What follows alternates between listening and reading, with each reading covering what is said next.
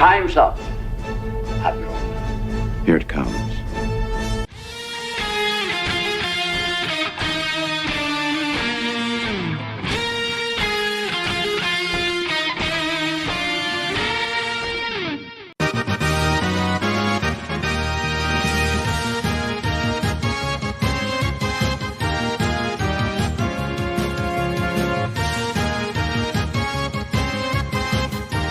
If somebody's going to try to blackmail me with advertising, blackmail me with money, go f*** yourself.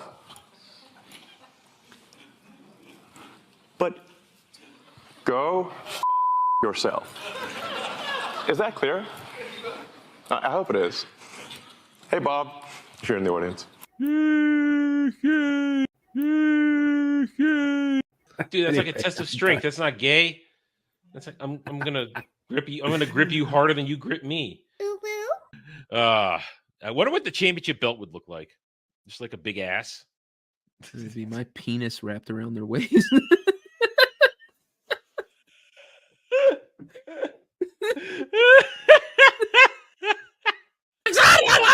Adam, you being Worf is cultural appropriation.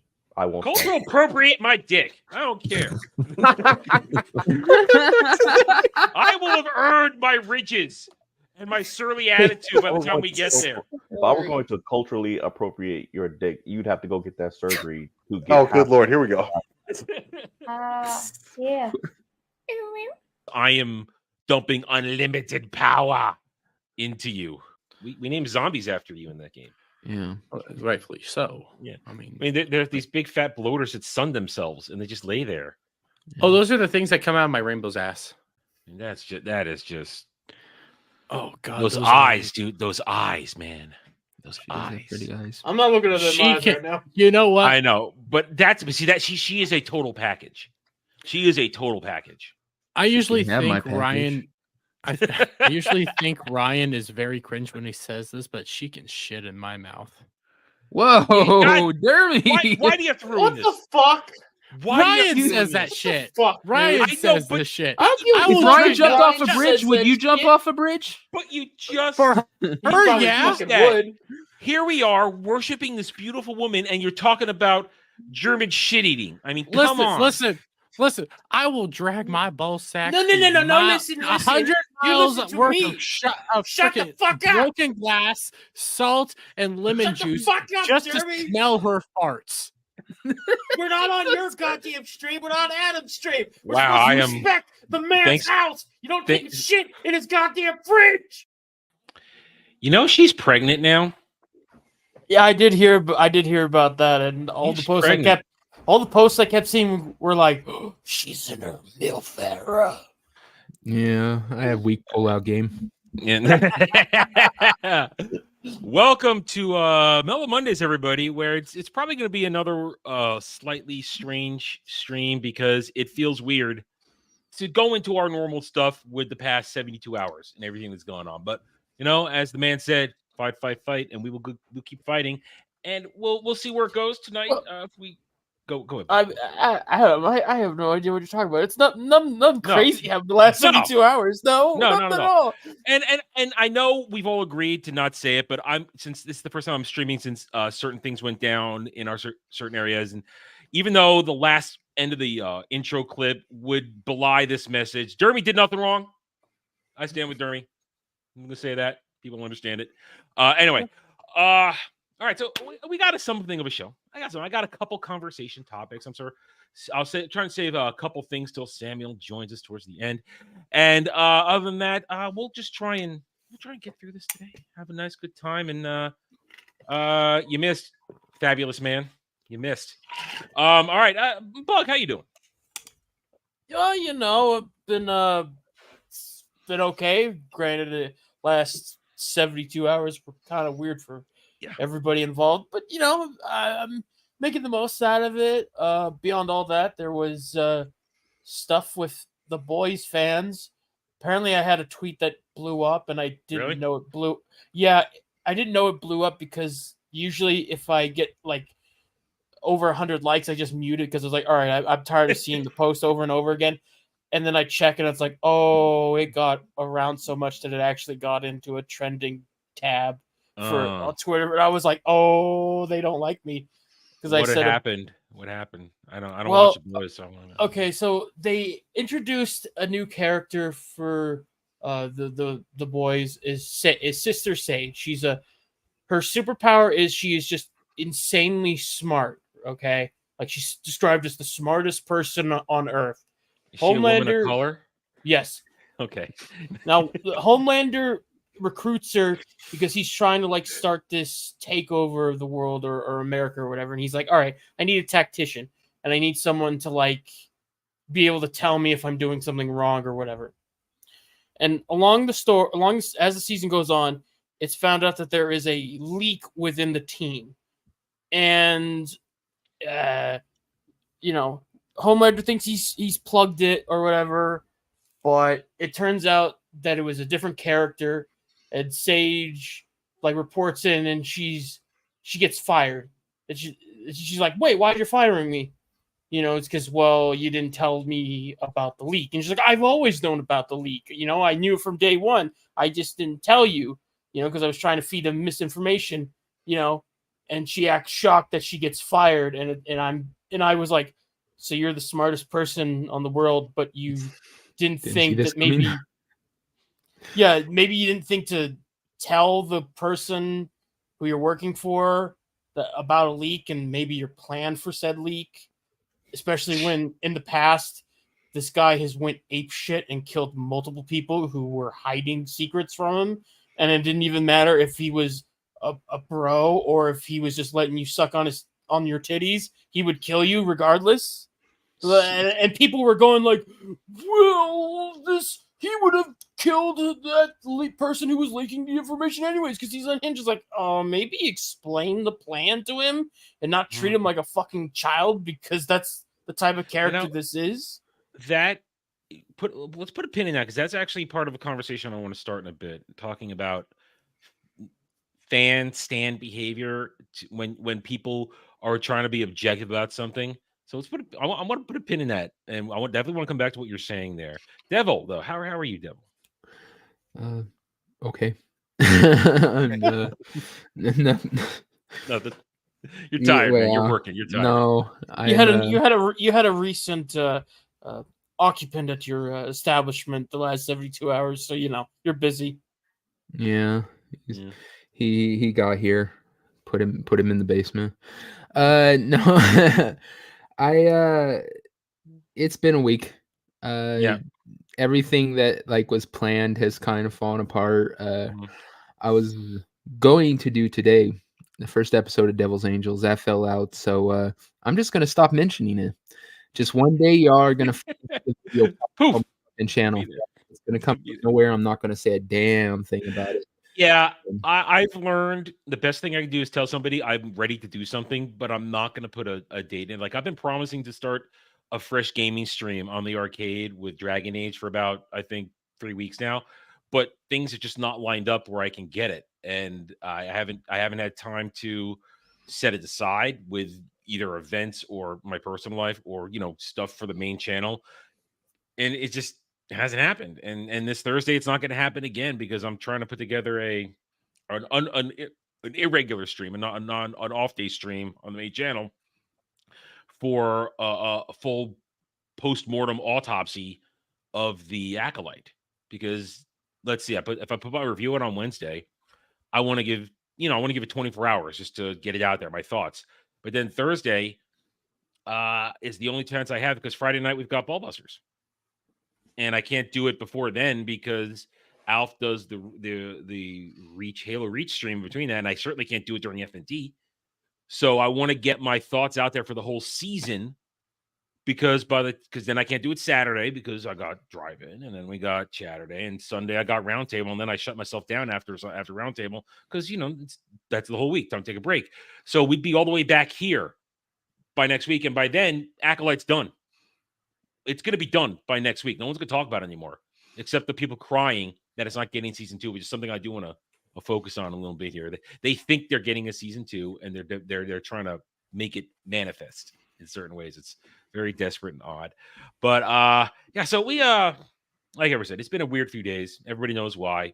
the assassination attempt and all that. So we're going to try and entertain you guys. If the discussion kind of swerves towards that in certain ways, we won't shy away from it, but we are not going to direct our efforts to talking about it because we're here to nerd out. We're here to have a good time. We're here to roast things, mock things, have some fun.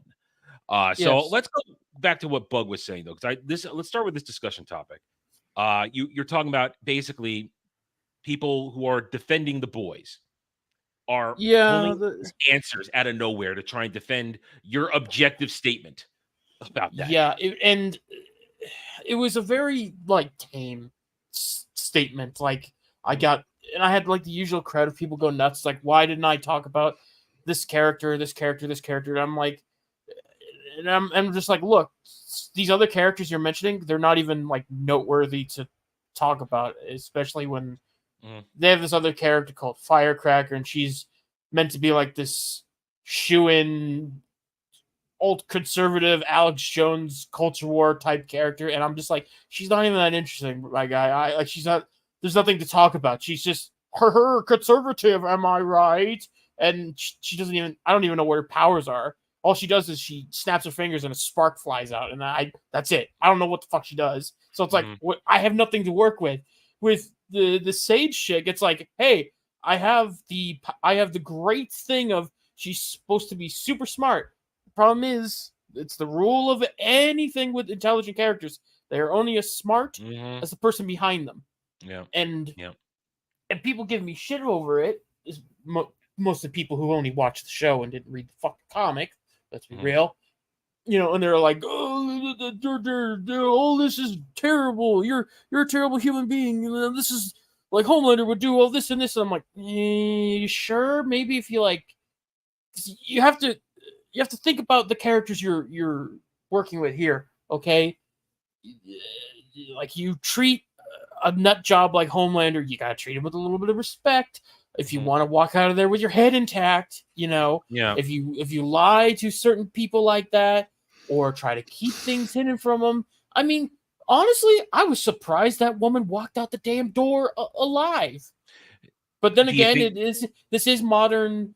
This is the later seasons of The Boys, where Kripke himself said he wouldn't get caught dead killing a gay character, and he did that the last season too, where a character was all but confirmed to be dead, and then like 5 minutes later pops up and she's not dead, and it's like, oh, like this. That's well, you can't trust these people with these shows anymore. No, I can't trust them, and of course they have like these weirdo lunatic like stands that are just that's the thing. That you're exactly right. The stands, and there are stands in everything. I mean, we use it usually as a derogatory term for the Disney stands, the MCU stands, but they're everywhere in all these things.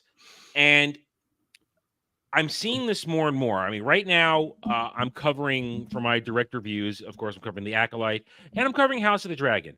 And one thing, I'm trashing Acolyte because it's a dumpster fire. Everything about it is garbage, so it's very easy to roast. But I'm also doing House of the Dragon season 2, and I'm doing it because I was asked to be an objective person because I don't really care whether it's good or bad. So I can walk into it, and I'm not obsessive about it. I'm not angry at the greens or angry at the blacks. That's so getting clipped. Oh yeah. And I'm not I'm not obsessive about this character or that character, and I'm not adding things that aren't there. I'm watching what the show gives me. I've seen season 1. We're literally halfway through season 2 as of today. And I'm just telling you what's on the screen, what the show is giving me to work with. No source material from the book, which by Germ's own announcement, the material in the book is no longer valid because the show is the definitive version. So when I watch this show and I give my takes and I'm trying to be objective, and for the past couple of weeks, when I've gotten more views than usual on the reviews, it keeps going, get more views. Today a little slow, but I got it out very late. It's only been out for a few hours here now because I woke up and then I went back to sleep after I watched it. It was terrible.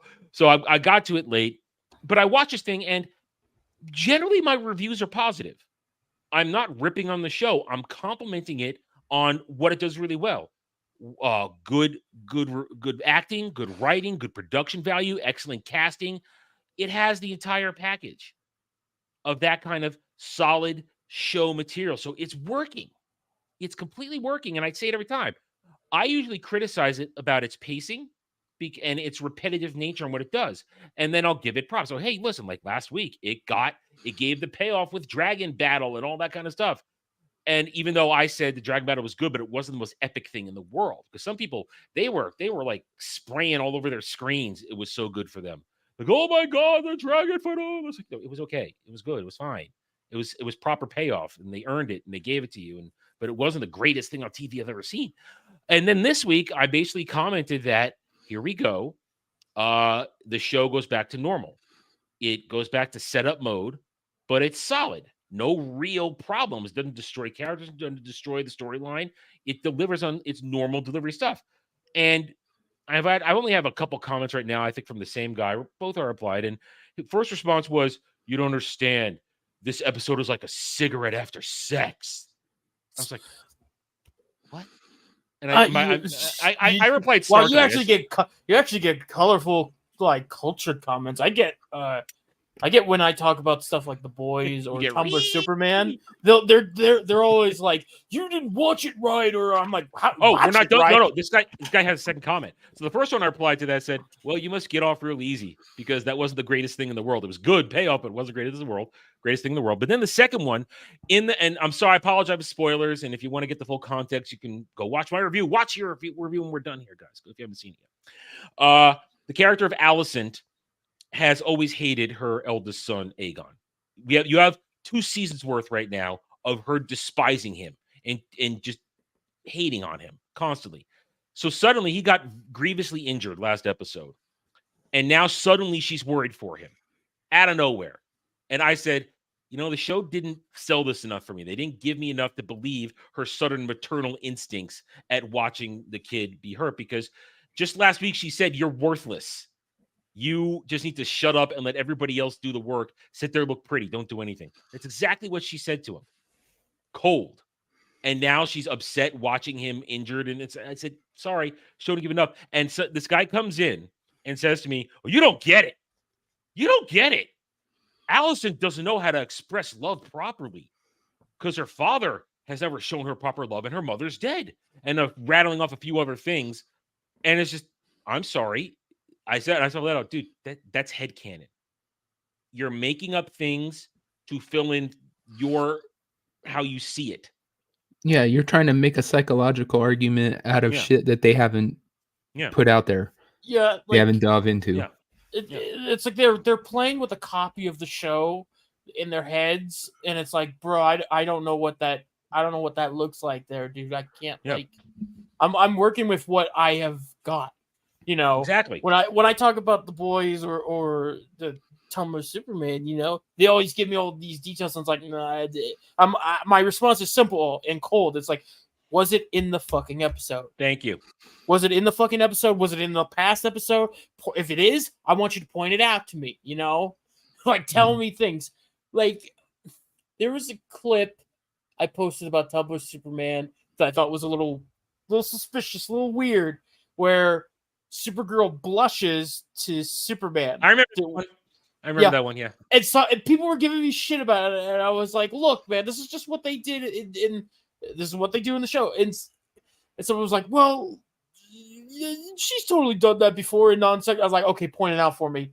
And they get one like screenshot of it of her blushing when she's eating like ice cream, and I'm like, "Yeah, okay, you got that one there, but." Considering how she looked like she was going to nut, it's not the same thing. And that person kind of, funnily enough, that person was like, "Okay, that was funny. You got me there." It was a good stand experience. Yeah. But other people, they just give me grief because I'm not watching it right. Like, how am I? Do I need to sit on my fucking head? Do like a handstand? Do I have to be butt naked? Do I have to have Jeremy rail me or something? No, watching this? Like, no, Jesus Christ. No. Why are we going so extreme? Yeah, why do you have to take it to a dermy place? Jesus Christ, Bug. Well, Never shit in my that's mouth. that's what people think. They're like, I'm watching it wrong. It's like, what do I gotta fucking do to watch it correctly? They've never addressed if incest is okay on Krypton, so shut up. Don't get me. I mean, that's something I'm going to talk. I'm not going to talk about it here, but I talked about it in that the incest. There's a weird thing. I mean, Germ is obsessed with it. It's Are they? Well, I mean, it's in all of his shit. Yeah, I mean, it's in all of his everything. Right. And yeah, because he took it to the extreme yesterday. Yeah, you're right. With the episode where you've seen it, yeah, where Damon's having a sexual vision of doing his mom, and it's just listen, and I make if you haven't watched the video, it's in there, but there'll be it will be the clip from the video. I do these, and for those of you who are the regulars and watch the video, but then see me do the clip, you understand I'm trying to promote the review and promote the channel with tiny little clips that will get people's attention. So that's why I do it. It's easy content from my own content. But tomorrow's clip from the review will be about the Daemon Targaryen incest dream and how Germ is obsessed with incest and how it's kind of completely unnecessary. Damon's already a bastard. He's already a horrible person. Why do we have to take him further into degeneracy? He's already committed incest multiple times. Why do we got to take it to Oedipus land? That's a weird. It's not just incest with some type of characters. They do that a lot with characters that are just totally terrible, but they got to add these like artificial things, like Black Mask from DC. Like Birds of Prey, he's like a total asshole, but they were like, no, he's a sexist. It's like, okay, what? The guy skins people alive, and he sells drugs to people. It's like, but sexist is the real bad thing, you know. Yeah. With the boys, it's like they try to turn him into a Trump equivalent, but it's like, dude, the guy literally lasers people in half and cackles like a madman. It's like, I'm pretty sure we got the part where he's evil. You know, they add these like artificial things because they're afraid that we might not think they're evil enough. It's like, what it is. It's lazy writing, adding on traits because they're evil traits, but they don't fit the character. But it all then goes back around to the people writing some of these things. Maybe sometimes don't understand what they're doing, but then they're writing it maybe for specific types of fans, the stans who are begging for more degeneracy. I mean, look at Disney Star Wars. They're all begging for degeneracy in that shit. They want it to get worse and worse and worse. They just want porn. Well, they do. And even though, and hail everybody in the chat. I see everybody in there. Hail to Legatus. Hail to Alchemist Strong. Good. Hello, Hammy. And yes, we are happy that incident was not replicated. Hail, John Shaggy Robus. Haven't seen you around for a while. Welcome back, dude. And of course, there is Ariel. Ariel wants the porn. Ariel always wants the porn. And Ariel for $10. Thank you, Ariel. $10 to watch StarCon. It's about 20 minutes long, but I didn't have the funds to pay by that. Don't worry. You don't have to pay for it. Not sure where to send a link for it. Well, if you tell me what it is, I can probably find it. We'll come back to it though. We'll find the window towards the end, as always. We'll end with Ariel's demand for whatever weirdness she sends us down. But thank you, Ariel, for the $10, and we will adhere to your demands because you paid for it, and them's the rules. Incest is incest. Listen, it's bad enough that in anime there's the brother sister trope where you have the brother or sister that has the over how do I put this to make it clean? Affectionate? Yeah. Where they have their obsession over their sibling. And I don't understand that trope. I really don't. I don't know why it keeps happening. It's usually in comedy stuff more often than anything. Yeah. But it never goes under because usually, fortunately, the sibling on the receiving end, the obsession ain't into it. So yeah, they're just not into it. You know, that's just usually how it is. It's played off for laughs. Like one party just gets punished for it. You know, comedic effect. But in shit like Games of Thrones, which like, I mean, I don't know. I don't know how it is with House of the Dragon because no, it's straight up incest. The Targaryens, I know how it is. It's straight up incest. Yeah, I know how it is. But like, I'm just trying to work off of Game of Thrones. Like there was shit in there, and obviously like it kicked off the series of events in the story because with the Lannisters and all that doing all the freaky shit. But like there was a kind of a purpose there. It was like this horrible act that got caught, and it's like it sets off a chain of events. Here it seems like it's just there for shock value or because the germ was like feeling a little handsy with some napkins. Yeah, hey Ariel. So now my Stockholm syndrome can kick in. So there's all kinds of the instant thing is weird, and I mean I haven't encountered too many, at least in my small travels in the realm of Germ and Game of Thrones and House of Dragon. I haven't encountered too many people that are championing it, but I have seen some. I have seen some stuff on Twitter today. Most of it, thankfully, was what the fuck, why? But some are going, yes, no. Yeah. What? Wait. What? Look, glance over the Elden Ring one, and you're gonna be like, oh no. What's in the Elden Ring one? Did I miss the? Okay, did you? I didn't follow the story. I just played the game. Okay, I didn't follow the story. Did you play the DLC? No, I have not played the DLC. I don't even have it. No, I don't care if you spoil it. I'm probably never gonna. So you heard of the character of Mikola? Okay, well, essentially, him and Radon are like siblings. Oh, okay. Yeah, and apparently for some reason, the family of Mikola and Radon were like, "Oh yeah, no, we'll give you whatever you want." And Mikola was like, "Well, I want to fuck my big brother," and then like, yeah. Apparently that started some things, but yeah, it's gotten out of hand. Yeah. Wait, Devil, what did you send her? I didn't send her nothing. She is. This is a frame up. I'm telling you. Okay. Ariel, are you imagining that? But okay. Don't get it. Don't call me Skeletor. I got meat on my bones. Okay, I'm running here. I'm like trying to keep up with this fucking limo. She freaking broke into my house and stole something. Now she's like, she steal the pineapple supply. Yeah, she broke in my pineapple closet. Damn it. Okay, hang on. You know what? All right. You know what? I'm gonna shame one of our friends. I'm gonna have to do this. Just let's have a little fun at his expense. We love Shock. We do love Shock. Shock's our friend. He's our buddy. He shares. Not like Dermy loves Shock. he shares a brain with Dermy. Okay, so some of the shit he does, maybe we could explain like that. But what is this? I mean, no. What the fuck is that? He's putting pickles and jalapenos in his soda. It's not. I don't think it's jalapeno. I think it's a like what do you call them? Peppercini. Oh well, like whatever. Pepper. Peppers. It's a pepper. I'm not a drink.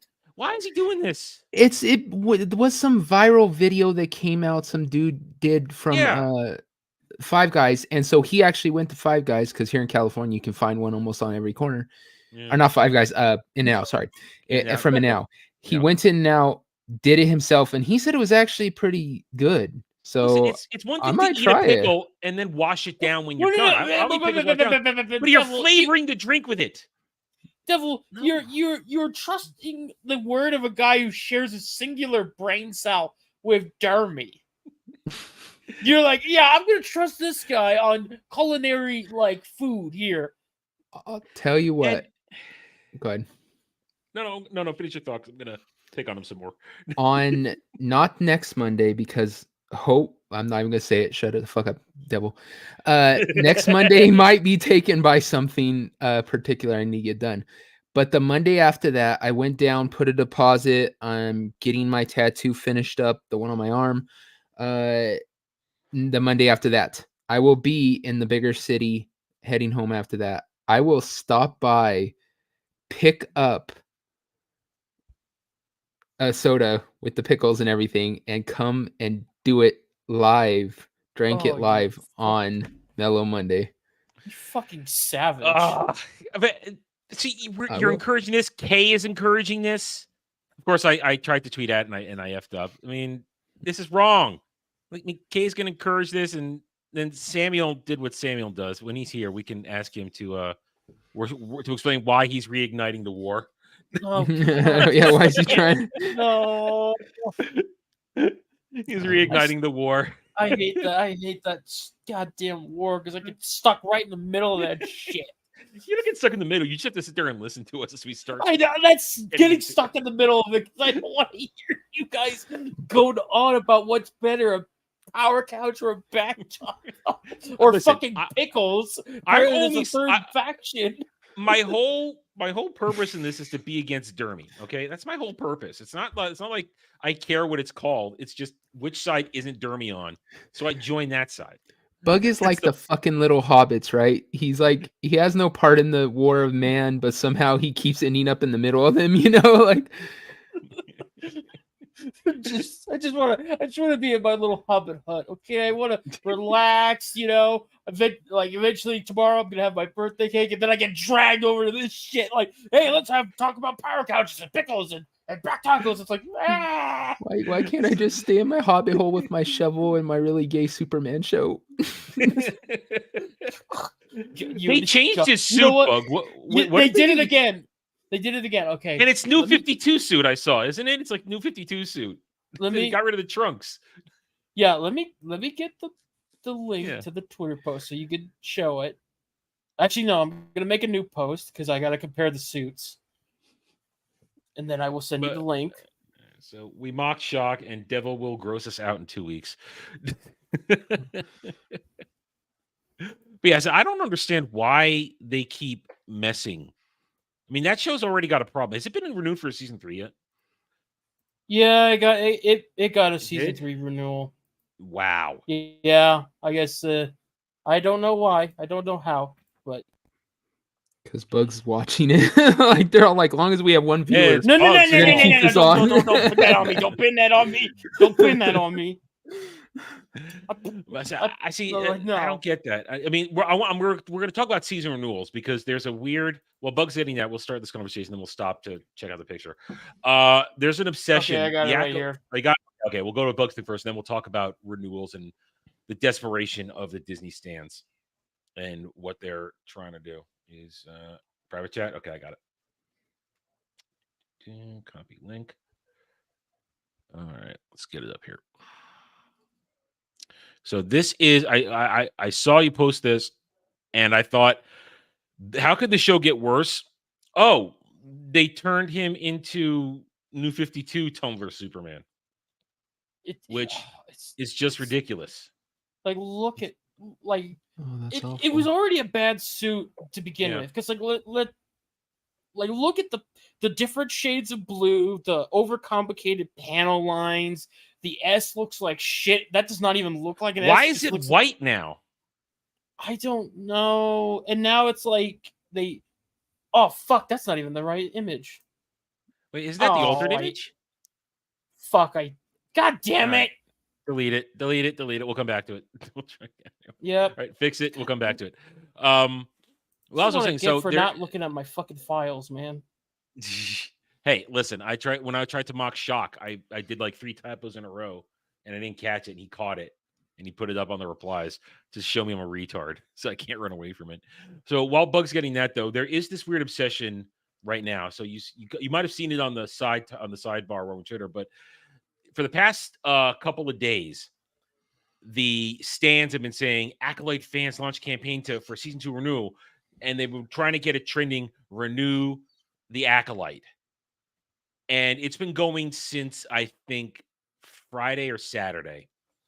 And it's strange. It's weird when you realize how few people are watching it. They don't really have any traction, or enough people to get traction. So when you look at the actual trending, now the first 24, 48 hours, it was about, is it still up here? Let me see on my trending side. Yeah, it's still here. So I'll bring it up on my main page here. It barely broke 2,000 in like the first 24, 48 hours. So now roughly 72 to 84 hours later, it's only over. And if you can see it right here, it's only over 4,500 for trending. I mean, now I'm no Twitter expert, but that's not a powerful trend, is it? Is that a powerful trend? For the 40. Oh, God damn it. Well, I clicked on it. It's got 4,900, 4,500. God damn it. Stop moving on me. 4,596 posts. Is that a powerful trend by Twitter standards? No. I wouldn't think so. No. So for them to for Shill BR to come out and say, "Oh, it's a great campaign. The fans are coming out." It's taken them 4 days to get just over 4,000 posts to trend this, as opposed to things that are actually trending right here.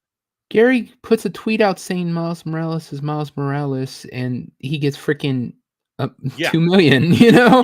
Yeah, exactly. So I mean, I don't understand them thinking this is a win. This, if anything, because we've seen the numbers. I've shown it. I got it. I've shown it to. I've shown it on 2 different streams now. I did a video and we talked about it this weekend on Roundtable. The Acolyte numbers, it doesn't even chart on the Nielsen top 10s. Doesn't even chart. And on the charts that it did show up on, wasn't it like at 9 or fucking 10? Well, they changed it. Originally, it was at 7. And then they altered the numbers and lowered it, and it was still in the bottom 5 on the Nielsen originals. And that was the 2 episodes. And then Samba didn't even chart on Samba last week. Samba put out a chart. So this show doesn't even chart. They think, and then today when they're saying, "Oh, the last season finale of The Acolyte," and all the weirdos keep thinking, "Oh my God, they only said season. Does that mean it got renewed?" They're all jumping on that as though that's because the people behind the Star Wars account are retards and just blindly wrote season finale, which technically it is. They think that means it's getting a season 2. But yeah. As of last by week, that Leslie logic, by that logic, Kenobi had a fucking season chance. finale. And yeah. And Leslie Headland, in all her interviews last week, was saying we don't have a season 2 yet. Yeah, it's all she said was like she's hoping to get one, but there's nothing that says that they'll get it. You know? Yeah, it's a ratings disaster. They've lost $180 million on this. That's the down the tube. Thing is, Disney at this point, with how bad they're doing, the company, I don't think they're going to keep greenlighting second seasons to shows that are failing. They're going to have to start cutting these things. We already saw that happen because Kenobi, no season 2. Book of Boba Fett, no season 2. She-Hulk, no season 2. There. I mean, so well, then again, you can say that for all of the Marvel shows except for Loki and What If. You know, all of those. What If were doesn't count? What If doesn't count? That doesn't count. I don't think that counts because it's not the actual story. It's just a one-off. Well, they can one-off most of that shit. But, they one-off until season 2 where they kept trying to like connect it, make it a thing together. Yeah. It was like, oh God, why? That you're ruining the whole concept of the damn thing. We don't know Rings of Power's numbers. They're real numbers. We don't know. I mean, they falsified their numbers when the first season 1 came out. The announcements of these millions of people watched. They falsified that shit. It was proven. It was all fake. And I'd have to go. I wasn't tracking the Nielsen's back then, so I'd have to go back. But no, Rings of Power. Well, their original contract was for 5 seasons. So Rings of Power, we can expect a possible 5 seasons because that was what they signed up for. Remember the tricks they were doing to get that fucking number up too, where like you would start the show, it would kick you out, and then you'd have to start it again, and they'd be like, they watched twice. Yep. There was a lot of hanky panky going on with Rings of Power. So there's no real evidence of what its ratings were because it's garbage mess. But Acolyte, we have hard numbers. Nobody's watching it, and roughly 4,500 posts on X Twitter, and I guarantee the posts are a lot of the weirdos making multiple posts. They make one post here, they make another one there, and they'll do a reply. It's a lot of the same people trying to generate a movement which isn't really there. So there is no justification for this show to be renewed. Oh, here we go. Hi, Samuel. we're talking about the lack of ability to renew, the failed ability of the Acolyte stands with their 4,500 post trend of Renew the Acolyte, and how it's feeble, it's lame, it's stupid, of a show nobody's watching, and how it's pathetic. On top of questioning how certain things get a season 3. Well, yeah, you watch it vicariously through me, don't you? No, not at all. You know what I watched last week? Like much more entertaining than the Acolyte.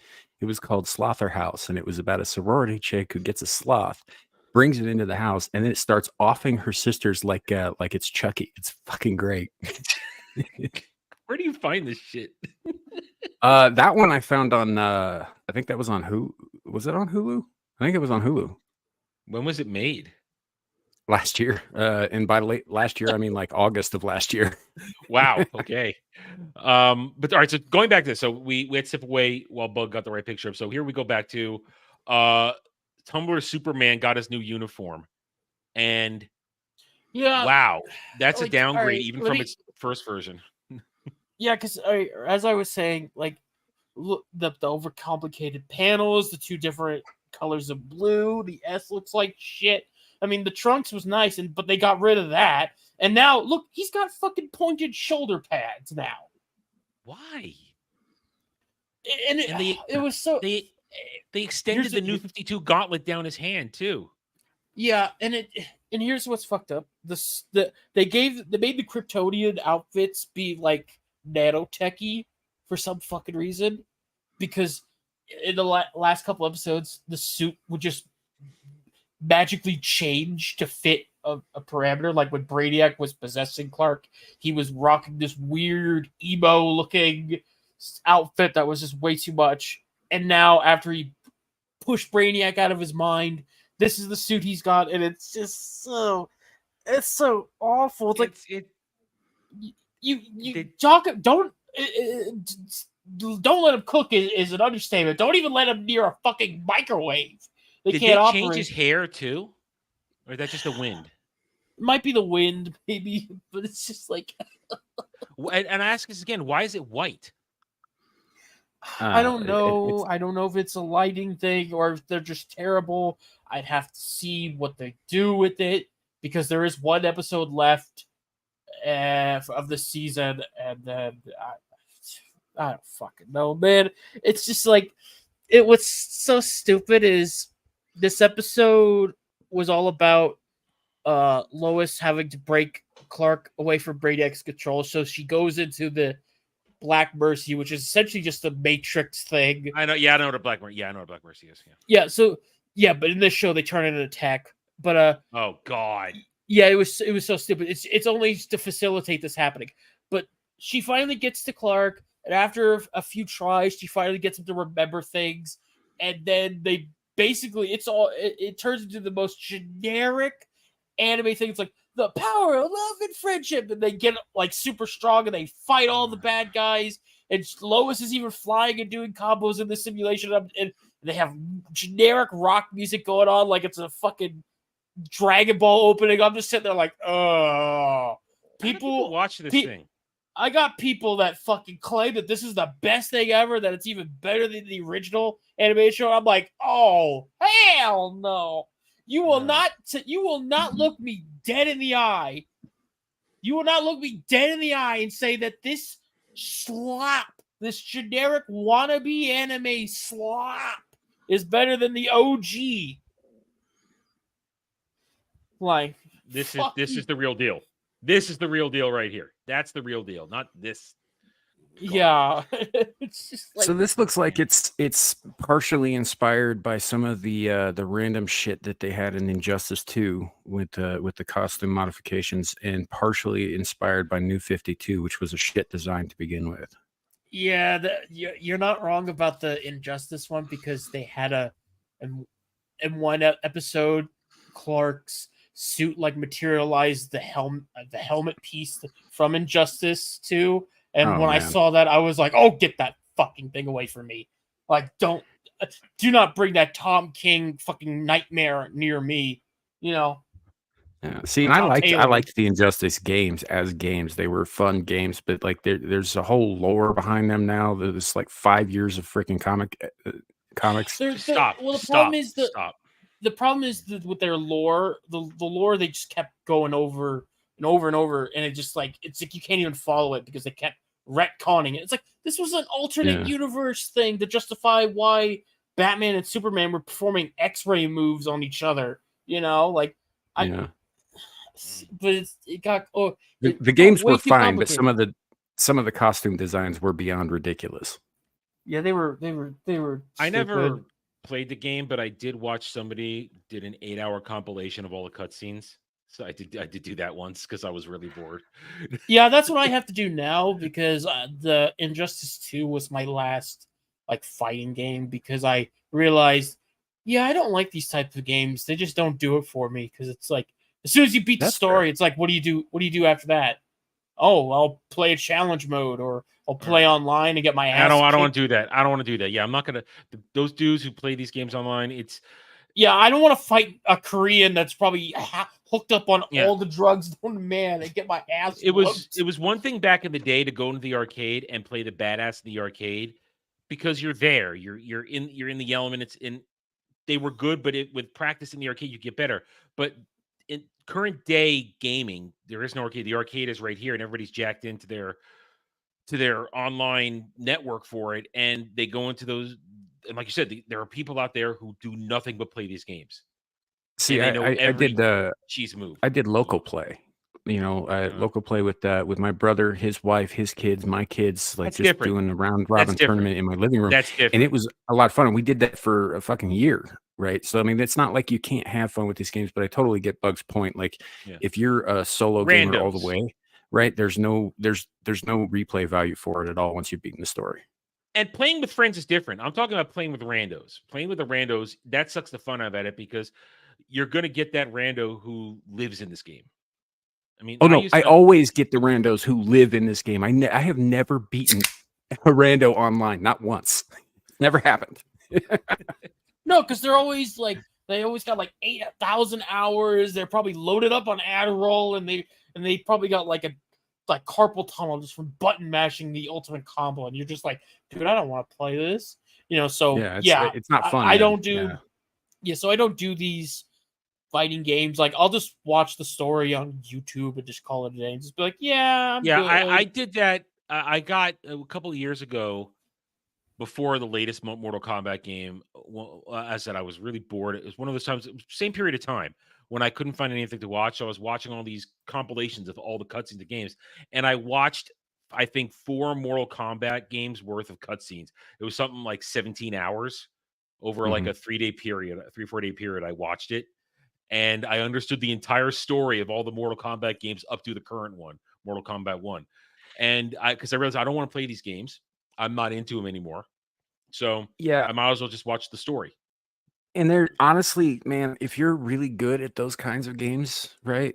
It takes longer to get through all the cutscenes in the new games than it takes you to actually play it. Yeah. And right. You spend most of your time sitting there watching the fucking screen. And you could be a cheese artist and put it on the easiest level and just burn through the fight just to watch more of the story. I mean, I wouldn't do that. I'd want to actually have the challenge, try to win it. But, there are people who would do that. So, I don't know. But, yeah, so it's, that's the thing. And listen, I am all for current day cinematic games because when they're done well, they're done really, really, really well. And I enjoy them. But a lot of the times, that's all they are now. They're just these cinematic games. Some of them are just cinematic games, just a little bit of gameplay. And excuse me. And a lot of the game is just watching the movie. And the fighting games, I think, are the perfect example of that. And it reminds me, and I think most of us on the panel are familiar with, back in the day, you used to, when it was time to get a game and you knew you were getting a game, you knew that when you went to Toys R Us and you picked up that ticket, you were getting a game. Oh yeah. I'm gonna have to say something that probably dates me a bit. Before your time. I know it's before your time. No, it's not. The Toys R Us was not before my time. I just never been inside of Toys R Us. It was never around where I lived, so it was kind of I used to have fantasies about going to Toys R Us and somehow breaking into the cabinet where they kept all the games associated with the ticket, and somehow taking all the games. I mean, I guess it's stealing, but when you're 8 years old, that was basically that was the treasure hoard. That was the promised land to get into that cabinet, that room at the back of the Toys R Us on your way out. You were going to Charlie in the Chocolate Factory that shit and just buy basically, all yeah. bars. Yeah. I mean, you that was where you went, and now here, this is weird because it looks like this one is one of the last ones because I'm seeing PlayStation games in this. I remember when it was just Nintendo and Sega on that wall. We were totally two different worlds, man.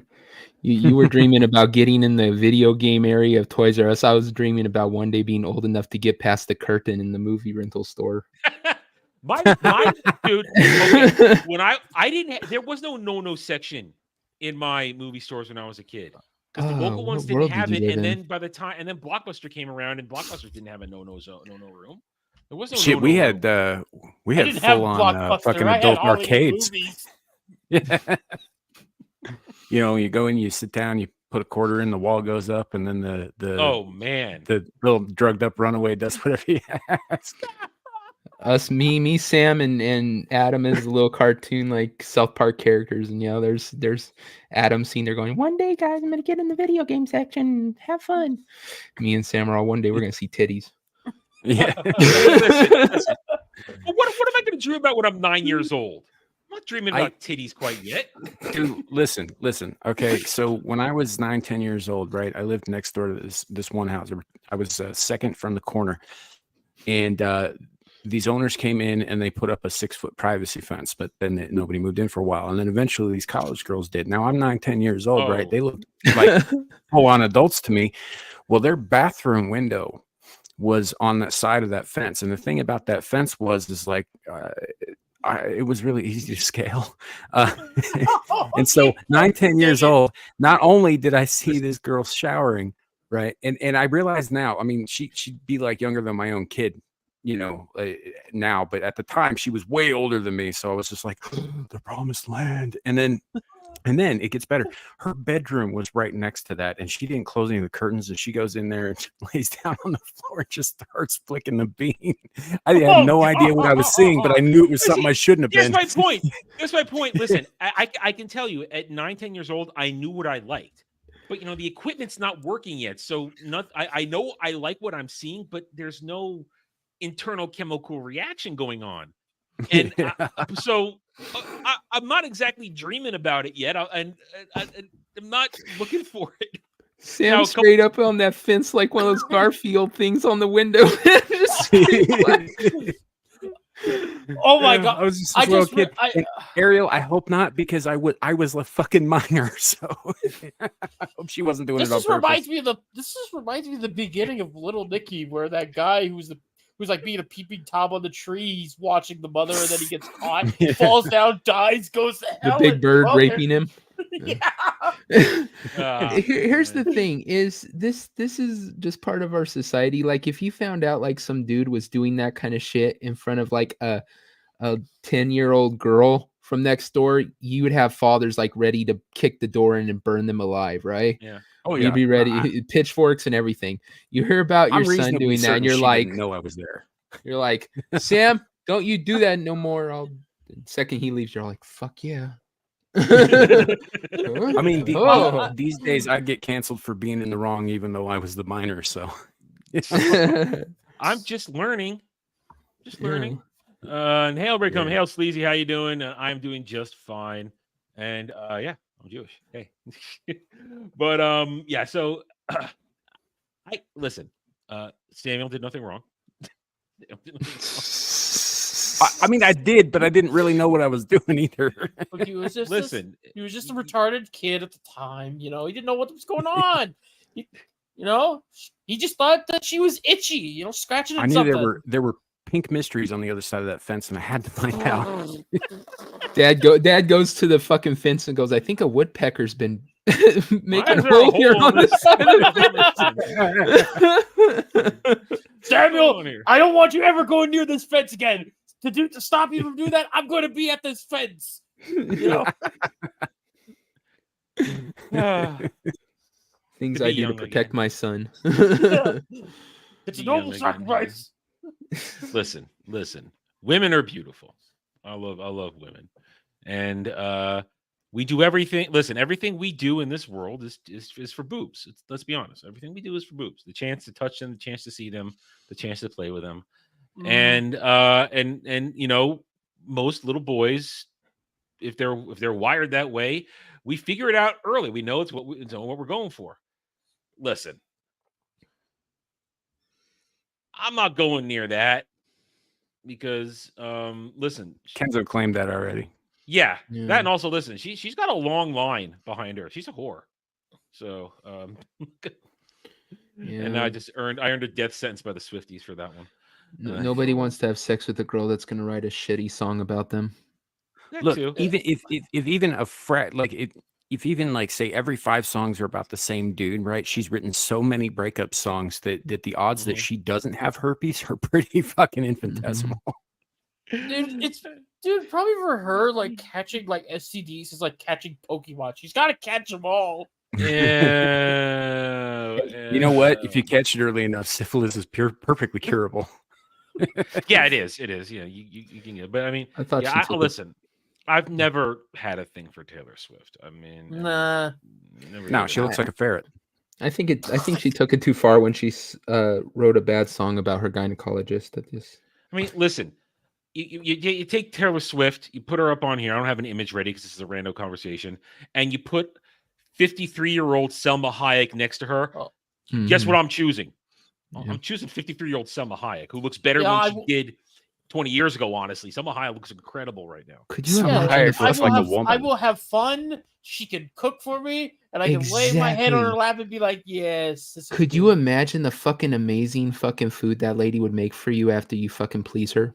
Yeah, she's gonna. She's gonna treat you right. Somebody's gonna treat you right. I mean, I think there's some truth to that, but I also I look at things objectively here too, and she is a fiery Mexican woman, and I don't know if you've ever seen what happens when the man pisses off his fiery Mexican woman. Sometimes they lose testicles. I'm just saying.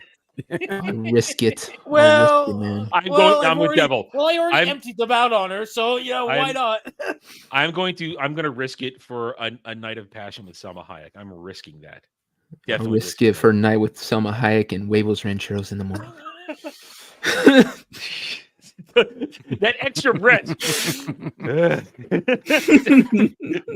So are you more excited for the huevos rancheros?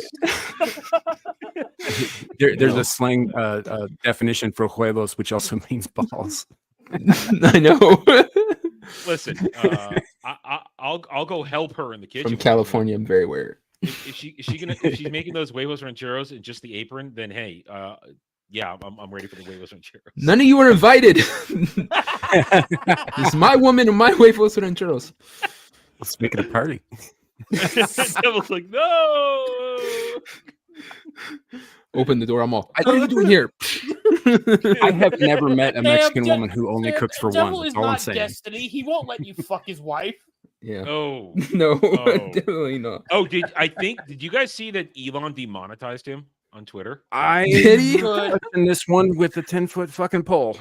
Neither am I. I'm just saying that's what I saw. We're not getting into it. I'm just saying. Well, just good. After that's all. Everything that went down for the past 72 hours, Elon demonetized him on Twitter. What I saw. I can't confirm it. Just what I saw. So yeah, that's there was a terms of service breach. Okay. Well, there you go. You can't be a cucky bitch. Well, that's what happened. I mean, that's what no, happens you when can't. You that's actually not your wife's service. That's actually it. Yeah. All right. I don't, like I said, I don't have much topics tonight. I really don't, because everything's been weird. So we're weighing it here. I got 2 more things we can touch on, and we'll see where the conversations take us. This one, what? Go ahead. I was gonna tell you, man. Like, what? You know how sometimes something will happen in the realm of Hollywood or Disney or Star Wars or whatever, and it like just blows up. It like you have to drop everything, and this is what you're doing now for the foreseeable future. That's what happened to me this weekend. Yeah. Yeah, that happened to me too. Because when the big shooting thing happened, and like I have to get stuff for Flashcast, they only talked about that whole thing, and I'm just sitting there like, oh fuck. Yeah. This is gonna be difficult to get money out of. Shooting but luckily I got some money about? out of it. Something happened? Something happened. Anyway, point is like, like normally shit like this doesn't blow up on my sphere of the internet, but it did this weekend. There's conspiracy shit surrounding it now too. So I mean, anyways, in a totally unrelated topic, you guys ever see the movie In the Line of Fire? Yeah, it's a good movie. Yeah, good movie. I'm surprised no one recognized the damn image I'm using. Well, I recognized it. I didn't feel the reason. Clint Eastwood, Rene Russo. Yeah. I have to go. Yeah, man. Like maybe I should have just used John Malkovich and his plastic gun. Ariel, that is one of our topics tonight. I do have that ready to go. So Ariel had a little precog. I am going to bring that up. I'll bring it up now. Since Ariel brought it up, I'll bring it up here. A little fun in this because I'm a big fan of the romance franchise. I started with 7, and to me, 8 was the best one. 8, maybe 9, give it a good run, but 8 was the best one. And they're doing a remake of 8, and it's releasing on everything. This is connected to the Dynasty Warriors series too. Yeah, isn't it? Well, it's the same company. I mean, Dynasty Warriors is just smash and grab. This is full on grand strategy where you. I love Dynasty Warriors. I haven't played this. Do not pursue Lubu. Man. Yeah, don't fuck with Lubu. Stay away from Lubu. Yeah. Buddy of mine rented that particular one, and he just kept saying that for like a week. Stay away from Lubu. That was a thing for years before. Yeah. I played this before I even touched Dynasty Warriors because I rented 7, not knowing what it was, and this got me into the Three Kingdoms era of that history, or the fictional history, depending on how you look at it. And I fell in love with this franchise, and I was a loyal purchaser of it because it wasn't yearly release. It was like an every 2-year release, every 2-3 year release. And from 7 all the way to 12, I bought every one. But at around 10, it took a nosedive in quality. But in 7 and 8 and 9, you had character creation. You could make your own stables and your own characters to insert into that world. And man, I made like 20, 30 characters, all with a whole line of descendants that would go on when you could do that kind of thing. Because they started like in 8 is when they allowed you to have your own characters marry. Like your girls, you could marry your stable whoever you wanted. You weren't just locked into trying to marry one of the famous female characters in the realms. You can marry your own and have your own descendants go along. So it was so engaging and so great. And 8 was one of the best ones. So when I saw this last week that they were gonna do a remake, this excites me because this is Koei Tecmo at their best. And this is something I will stream this. This is something that I will definitely stream because this is hours and hours and hours of entertainment and fun and strategy. And you listen, one of my early goals, because if you start all the way back to the Yellow Turban Rebellion in the timeline, Lubu's on the stage. And man, trying to beat Lubu, it's a task. But if you do, you get his gear and you get red hair. And oh, damn, hell yes. It is so worth it. Love it. Like I said, I've never played this. Played every Dynasty Warriors. They need to start making them again, even though the last one was complete and utter shit. They fucked it up so bad making it open world. It was horrible. Oh, it was open world? That doesn't work for Dynasty Warriors. Yeah, no, it was awful. They hyped it up for so long. Oh, we're going open world. Look at the graphics. It's gonna be great. It was miserably bad. Wow. I've only played the anime titles that they've gotten in. I played one of the One Piece ones and then Berserk. Like those are the only ones I played, so I don't have too much of a connection with Dynasty Warriors. But it's just these stories, because these are fantastic characters. I mean, Guan Yu, Zhang Fei, Zhuge Liang. I think that's Zhao Yun right there. It's so cool. And when you're playing your own original character, it's fun for me to beat these guys and not take them out, but bring them into my cadre, bring them in, make them my retainers, and to have Guan Yu be my boy. Oh, it's so cool. In this game, do they have a shit ton of characters like they do in the Dynasty Warriors franchise? Yeah, it's everybody. It's the entire saga of the Three Kingdoms. Because you got Cao Cao's entire retinue. You got all the dudes under the Sun family's all there and all their people. I mean, one of the best things you can try and do is because when I play these, I don't play as any of the set Three Kingdoms. I make my own and I make my own way. What I love to do is I love to gather Liu Bei's 5 major generals and make them mine. Make the badasses work for me, and it's so much fun. And they've added something here too. I think they've added a more. I'm going to use the term because the Japanese terms aren't Chinese, but a Ronin system essentially where you can start out on your own and roam the land and eventually settle down and start your. Calm down, Ariel. What is she doing? What are they do? I wasn't paying attention. Ariel's she's into it. That's all I'm saying. She's about to be holding on to the fence. No, I never got Lu Bu because I killed him and took his shit. That's what I did, Ariel. I killed him in one. Well, the thing with Dynasty Warriors is they got so desperate to make more characters because that's how they sold it. Was we got another 20 characters. That they started taking people who weren't really like significant in the history and giving them this whole backstory that they didn't really have, I think. So it's all like this dude like literally played the flute at one party and they're all like, they give him a mace and call him, this name and yeah, act like he was some big thing. So I just wanted to know if it was kind of the same thing in this game where they're like making up characters. Yeah, just because they're like, yeah, this guy was a painter, but you know what? His paintbrush was his weapon. It's all like, yeah. See, I originally got into this one. You guys remember the Tekken series on PS1? Tekken 1, which took place during Nobunaga's time. That was his shit. But then Tekken 2 was Romance of the Three Kingdoms. And that's what introduced me to this story. And then when I saw the strategy game, I'm like, oh, I remember these guys. That was a cool game. And then, like Ariel, I just got obsessed with these games. This was my go-to grand strategy game when I was a kid on the PS2. And I would have a couple of friends after, I think 8 came out after college. I had a friend hang out with me once when I was living in New York. He came to stay with me. And we spent an entire day. We were able to create 2 different players within the game, and we would each be governing our own kingdom in turns on it.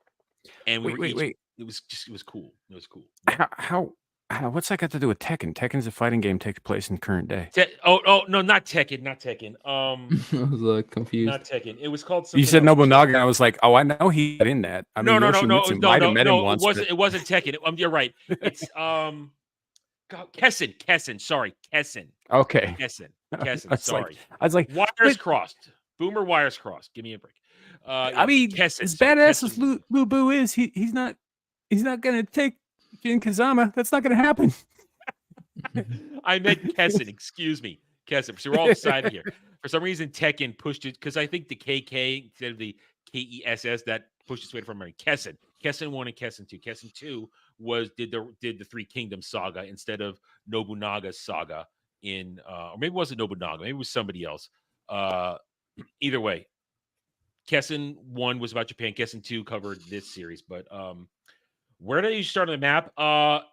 Depending on what timeline I started. Like if I started during the Yellow Turban Rebellion, I would find a section of the map that wasn't colonized, and I would just drop my crew there, and we would then. Well, also what I would do is I would create multiple original kingdoms or provinces, and I would set them up all over. I would seed the map with original kingdoms, not just the majors. The historical ones, and they would be vying for power.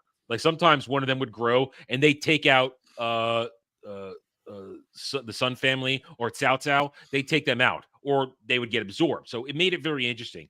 But I would usually try to find a place that gave me room to grow, so that I didn't have to struggle too early on. Sometimes I would start off serving somebody and then break away. And one time, I forget which one it was that allowed it to be that, I was a roaming mercenary band that roamed around doing shit. And eventually I just stopped and started in my own kingdom. But there's a lot of ones, and I think they're improving it with this. So this is going to be fun. I'm looking forward to this because I thought this franchise was dead. Because the last one that came out, 15, got destroyed on Steam because it was a god-awful mess of a game. Somebody clip that, please. When Adam said, I start off servicing someone. Did I say servicing instead of serving? That's what I heard. All right. Hey, around the look, 1 man, hour you only mark, made 1 a hour minor 10. error. It's not like you completely lied about a black person being a samurai in Japan or anything. Right. I'll be No, back, and- guys. Yeah. Okay. And I could you know, totally see Adam in a kimono and kabuki makeup, fucking serving tea to some noble. Yeah. Listen, these games are awesome. I'm looking forward to this. This is I might not get it in October, but this is definitely something I'm probably gonna get over the holidays. So this is cool. I was excited to see this, and I think it's interesting that Ariel brought it up. Then I did have it ready to talk about it. So this is cool, and I think this was the best one of all of them, if my memory serves. Either this or 9. I think 9 improved on this a little bit, but I still think this one has some of the strongest game mechanics and character interactions and item system and growth systems in the whole thing. It was fantastic, a lot of fun, and I'm looking forward to this. And I will stream this. It will be something I stream, and I hope you guys will join me and enjoy it over on the arcade when we get to it. It'll be a lot of fun. All right, I got one more thing, and then we'll kind of wing it for the last bit of the show. This one's for me, Samuel, and when Devil gets back, because I know Bug doesn't give a shit about this, but they have cast the new Trek Starfleet Academy. Samuel, have you seen this? With the new cast? Brace yourself. So they're making a Starfleet Academy in the Discovery timeline. It's the Discovery timeline, so it's bullshit. But there's your stars. I am going to not say anything because I do not want to be bullying. I'm gonna say something. That one poor girl looks like somebody beat her in the face with a fucking frying pan over and over again. That poor girl. She's diverse.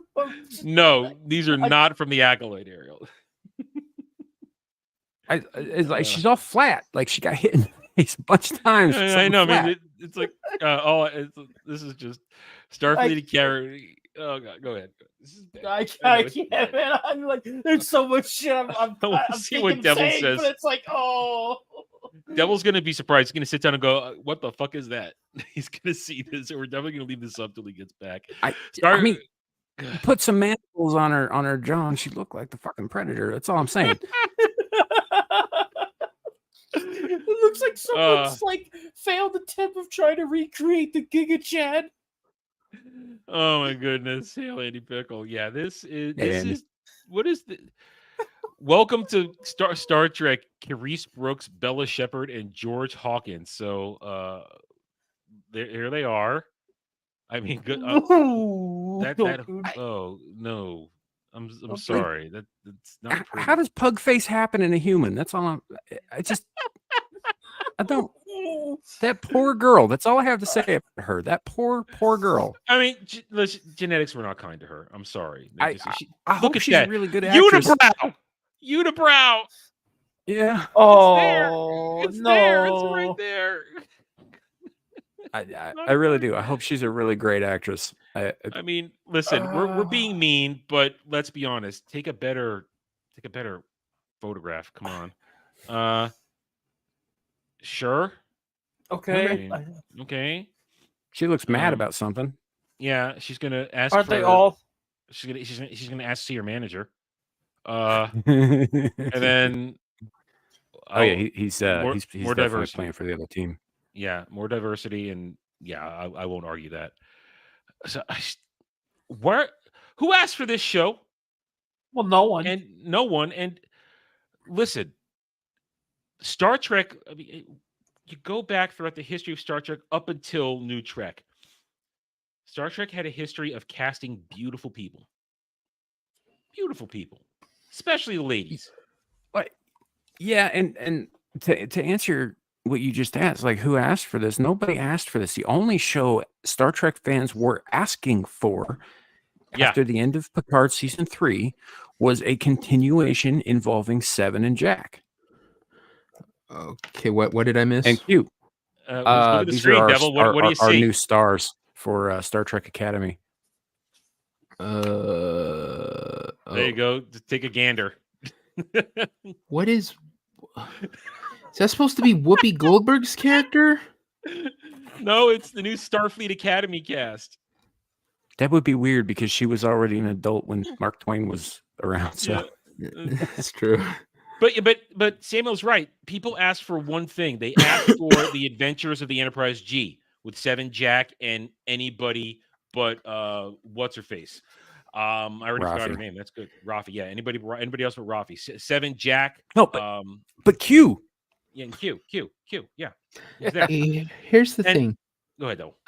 This kind of covers every single thing in Hollywood, and any of the film companies that do these shows. They're so fucking retarded because at some point they're gonna have to realize, stop giving people what they don't want and give them what they want. It's the easiest fucking thing on earth. It's like you guys were saying. We all wanted what's it called? Young Bloods or wherever the ship. Yeah, Legacy. Legacy. Yeah, Legacy. After freaking that, you're right. Everyone was asking for that. Everybody, and they didn't greenlight that, but they greenlit this. Right after the show. This is what they greenlit. Yeah. Even though they had Discovery. I want to say Destiny, but no, talking about Destiny way too much lately. Discovery being such a shit show. Strange New Worlds not doing that well. You think they'd be like, here's this, kind of thing that we're getting a lot of positive energy about. I don't know, let's lean into that. But no, they go right back into this. It's just so stupid. And it's done because Terry Matalas, he's working for Marvel now. He's got a contract Marvel. He'll be working on the Vision show for the next 2 years. God damn it! Which I also won't be watching. Oh, I won't be watching that either. Still doing that? They just announced it. It's the Vision show. Terry Matalas, he's in charge of it. The guy. Okay, let's be real. That show was kind of always going to happen. Yeah. That was planned out right when WandaVision got out too. Mm-hmm. So you can't say that was announced. Vision Quest. That's old news. It's called Vision Quest. Yeah, it's called Vision Quest now. Well, that's first of all cultural appropriation. Gay as shit. And Sam's going to be out in front of the studios protesting. Leave my culture alone. Yeah, well, maybe I should appropriate more of their culture back. I mean, like, they're appropriating my shit. I mean, they put Terry Matalas in charge of it, and Terry Matalas has a history, as far as I'm concerned, of making good television now. He's got a very good resume of good television. But, well, no, I don't want this. Him involved is not going to get me to watch it because I wanted him to do Legacy, where he had passion for it. This is a paycheck. You missed your opportunity, Adam. What? You should have said your line. Culturally appropriate my dick. You gotta take your opportunities, man. There's a moment in passion to Larry, and I can never. But like, to slightly derail it off, like, it's like, sure, Terry Matalas might be a good writer and all that. Like, seems like from what you guys say, he's a really good guy at what he does. He cares about his material. He cares about his material. Thing is, from my experience, even if you got someone that does care, especially with the Marvel stuff, that doesn't really last because Sam Raimi, he can't. I don't disagree.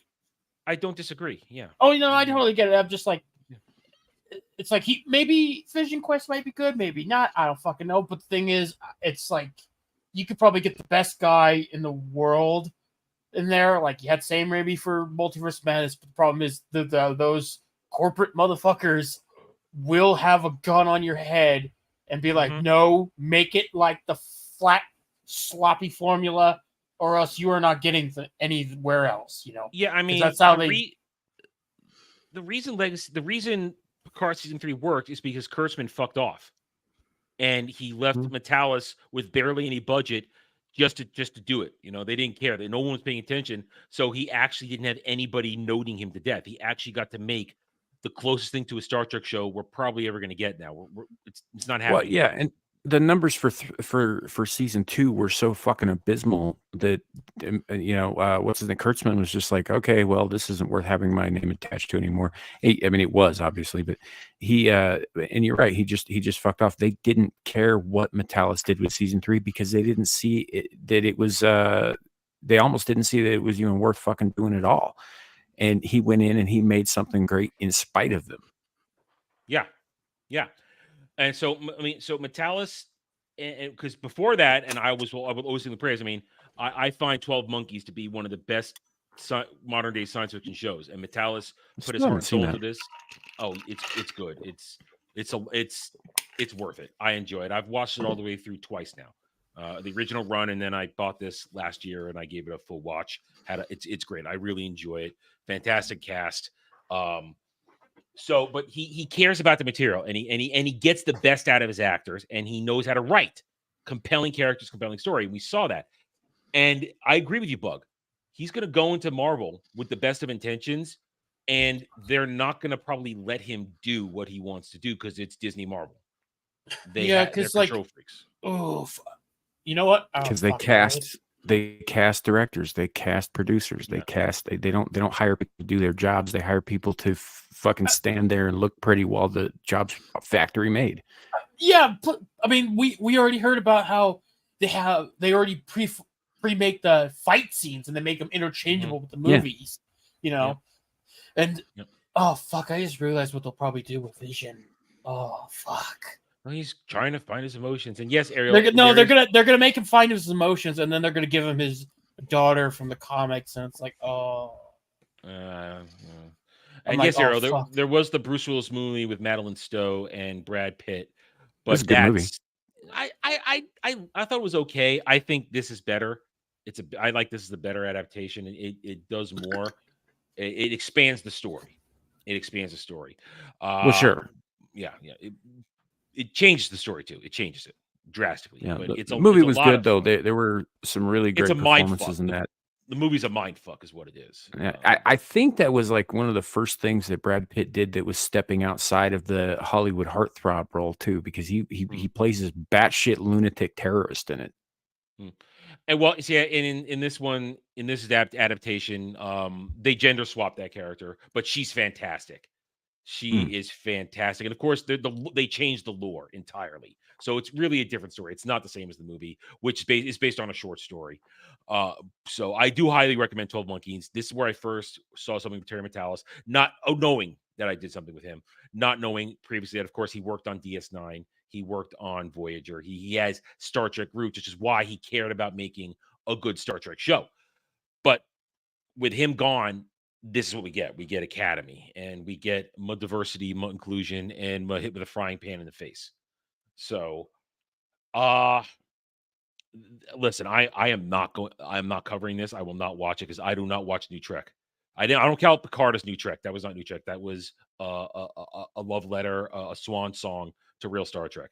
I will not watch this. I will not cover it. I will cover its failure. I will cover its failure because it won't. This thing doesn't get out of a season. Doesn't get out of anything.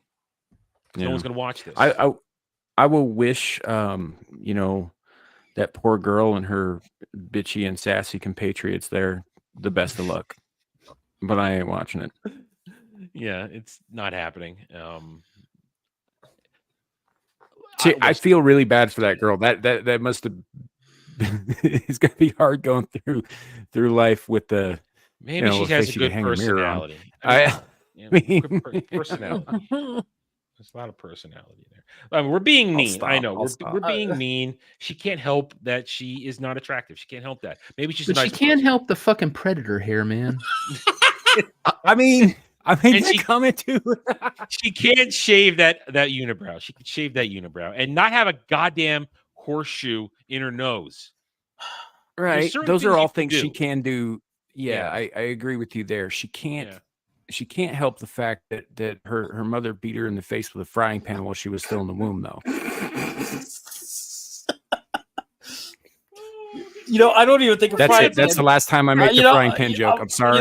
I apologize. Get it off the screen. You know what? Get it off the screen. You know what? Funnily enough, I don't think a frying pan did that because I once had a frying pan hit me in the head when I was a kid, and that didn't fuck me up like that. Oh, air. It wasn't her mom who hit her with the frying pan, beat her face with the frying pan. It was her mammy. For me, oh goddamn it, devil. Well, it certainly wasn't her father because he wasn't there. Well, No, Hello, Twitter. Like Twitter doesn't watch me. Come on. No, actually, I never saw Ted 2 because I really wasn't a fan of Ted 1. I really, I listen. I have issues with Seth MacFarlane. I have a lot of issues with him, so I tend to not watch any of his stuff. I was forced to watch Ted 1 at one point, but that I actually like those movies, but yeah, They're One was real Seth Mac- good. I was a big yeah, fan of two. real good. But Seth MacFarlane is like you kind of have to. It depends on the mood, and you got to handle them in small dosages. Here's the thing. I hate to make it political, but I'm going to because it's the reason I reject him. Is way back in 2008, in the 2008 election, I was still watching Family Guy, and this is pre everybody calling the opposition calling, or let's say the left calling everybody they hated a Nazi. It was one of the time travel episodes with Stewie and Brian, and they went back in time, and they were running through World War II Germany, and at one point they bowled over a Nazi officer, and then Stewie stops and goes back and lifts up a lapel pin, and it had a pin under it that said McCain Palin. And at that point, it was just like, oh wow, so Seth MacFarlane just called everybody who thinks opposite from him a Nazi, and I never forgave him for that. And throughout, and then that's where the timeline of everybody on that side calling people Nazis starts for me. So he did it. No one ever called him out for it, but I call him out for him every time. So that's it. I'm done. I never watched Family Guy again after that. I never watch his crap anymore. So I had issue. Sure. And nobody calls him out for it. So and then he wants to play. I'll give you that.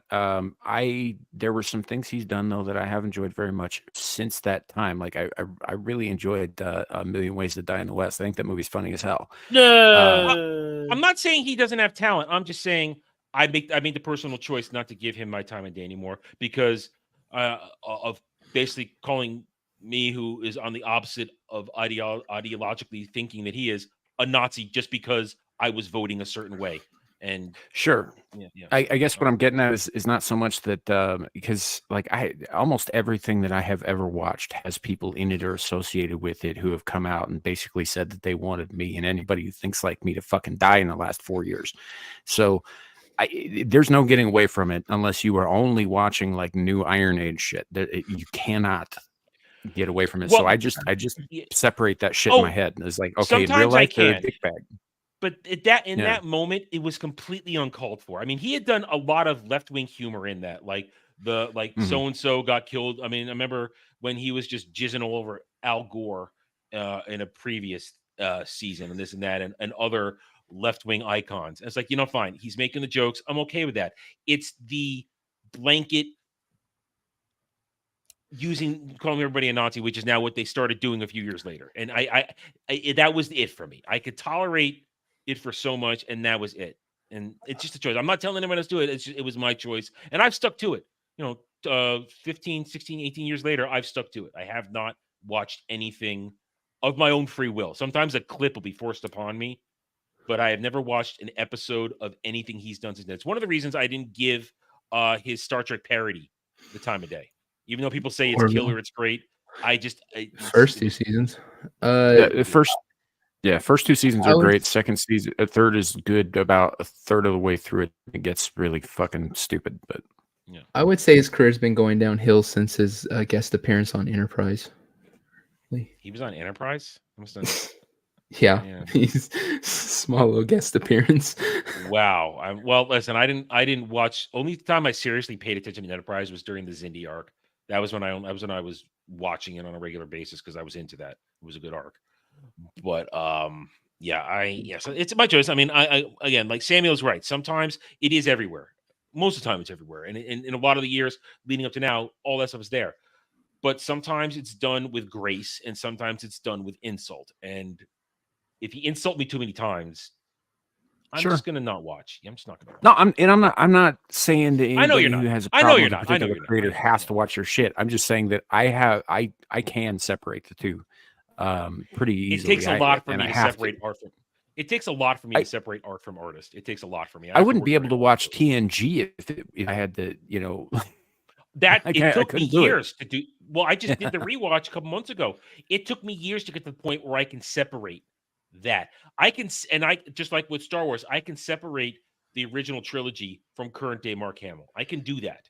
Mm-hmm. It took a lot of work, but I can do that. I could separate the cast of TNG now from watching the original 7 seasons and a couple of the movies. I can do that. Sure. Took a lot of work though. Took years of work, but I'm here now, and I've reached that point. Just like I could separate a lot of people in the MCU from phases 1 through 3, I could separate that and still watch most of those movies.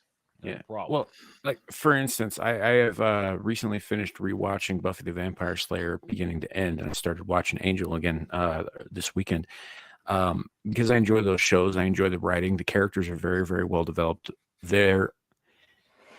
A lot of those cast members have come out and said and done some really fucking stupid and awful shit since then. Mm-hmm. Yeah, you know, like in Sarah Michelle Gellar's case, she married Freddie Prinze Jr. You call him Mr. Sarah Michelle Gellar. I'm not giving him that respect. No, but it is what it is. It's like you can't get past. And even rewatching Buffy, right? I am shocked at how much out of sync I was with like certain rhetoric at the time that is just commonplace now and everything, because there is a lot of female empowerment, feminist, men bad shit throughout Buffy the Vampire Slayer, but we ignore it because it's not something that's like pounded into your face, and it's you know, I don't know, the dialogue and the stories and the characters are actually very well written. It's been a while. It's been a good probably 10 years, maybe even longer, since I've done a full watch of Buffy and Angel. And I did used to do it a lot because it was in syndication, so it was always on, and I would just watch it all the way through. But what you're talking about, the rhetoric, was it ideologically driven, or was it just there? It's very much Joss Whedon was a male feminist even then. Okay. It's very much like that. There's a lot of that kind of crap in there. But the thing is that he does also put in some shit that comes at that from the other side. And it was a little bit more balanced, the writing was at the time. Mm-hmm. But you could tell which way he leaned, but it didn't really matter that much because the story was good and the characters were engaging. Yeah. By the way, Ariel, no, fuck that episode. I know everybody loves it. I know they won a bunch of fucking awards for it, but I rewatched that recently and it is cringe as fuck. And guess what? Only 2 of the fucking cast members can actually sing. Yeah. So, I mean, the only reason I like that episode is because it set off the very dysfunctional Buffy Spike relationship, and I was okay with that dysfunctional relationship because it was funny. Sam is very upset that he spent hours memorizing all that songs. I didn't memorize all those songs. I did memorize the dance moves though, which is hard to do when you've got tentacles instead of feet. It doesn't really work with tap shoes very well. Samuel's Karaoke Night, the Buffy musical. Everyone pick your favorite song. Oh God! You know what? I've never my musical experience did not happen with Buffy in a TV show. It happened with Flash. Unfortunately, they put a fucking musical episode in there. I saw that one too. Yeah. Yeah. Well, they called it a crossover, but it was like, bro, the fucking first half of the crossover didn't have anything to do with anything else until like the last 2 minutes, and then it was like, there, go to Flash now. There's the musical episode. It's like, oh, it was stupid. The only reason any of that shit worked was because Grant Gustin is a veteran of fucking Glee. What wasn't it? Him and the chick who plays Supergirl. They were all Glee people. Can't remember her name. Yeah, actually, it was them and the guy they got to play Music Meister. Which, I'll be real, I had a little higher expectation because I don't know if you guys see Batman Brave and the Bold. No. No. I still had Cartoon Network when it was on, and I tried. And I was like, nah, I can't do this. It's an acquired taste, but like one episode was it was like a music episode because the villain was, he could just make people burst into song through mind control. And it was kind of catchy. The songs was actually good. Plus, having the guy voiced by Neil Patrick Harris kind of works there too. Mm. Yeah. And so I had a higher expectation when I was like, oh, okay, live action version. Can it be good? And it was terrible. I was like, oh, that was it. Yeah. Like, oh, cool. I hyped myself up for this. I mean, I'm generally people. I hate musical episodes. I mean, because like Sam just said, all these people who want to do it, they think they can sing, but they can't. This Yeah, isn't this isn't 70 years ago where actors and actresses could actually sing, dance, and act at the same time. They can't do that anymore. what Anthony Head and the chick who plays Anya are actually good singers, and it shows. But everybody else, especially God, Sarah Michelle Gellar is fucking tone deaf. But it's so bad. And I want to clarify something, Ariel. I don't hate musicals. I hated that musical because it was bad. The two. Go ahead. No, I was saying I like real musicals, like from way back in the day, from the golden age of Hollywood. That's what I like. I don't. Oh, yeah. The two worst fucking reoccurring episodes there is when they throw a musical in a show.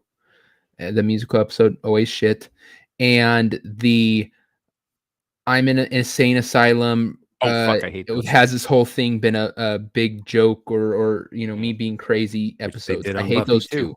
Yeah, they did on Buffy. They did on Next Generation. They've done it on Supernatural, I think. Yeah, every one of them. They have that episode. Was like, wasn't the one with Supernatural like just they intentionally break into the asylum and one of them starts losing their mind? I can't remember. I usually stop watching those episodes. I think I remember that one. It wasn't. Because if I recall correctly, that was the. I only remember that episode because that had the funny scene where Dean he's trying to distract one of the hospital attendants and he just pulls his pants down and just goes pudding and acts like an idiot for like 2 seconds.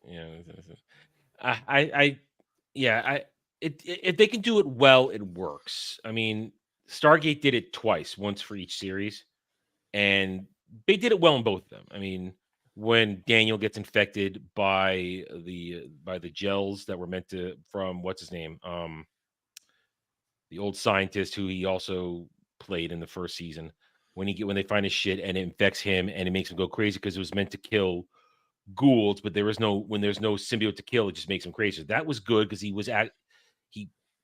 Michael Shanks played it well. That worked in what was that, season 4? I want to say 4. I want to say that was season 4. I think so. Yeah, I think so. And then in Atlantis, when Weir has the replicator nanites trying to take over her brain, and she's trapped in her alternate reality, and for a while in that one she spends time in an asylum. They keep making her think she's in an asylum. That worked too because it's a dynamic story and they're making it work. But so it always comes down to, and Devil, you're right, this is a reoccurring thing that keeps happening in like sci-fi and fantasy shows, that it's kind of a tired trope. There are examples of it being done well, but that doesn't mean it should be done every time. The Buffy episode, I think, was one of the earlier examples of that being like a constant of genre television.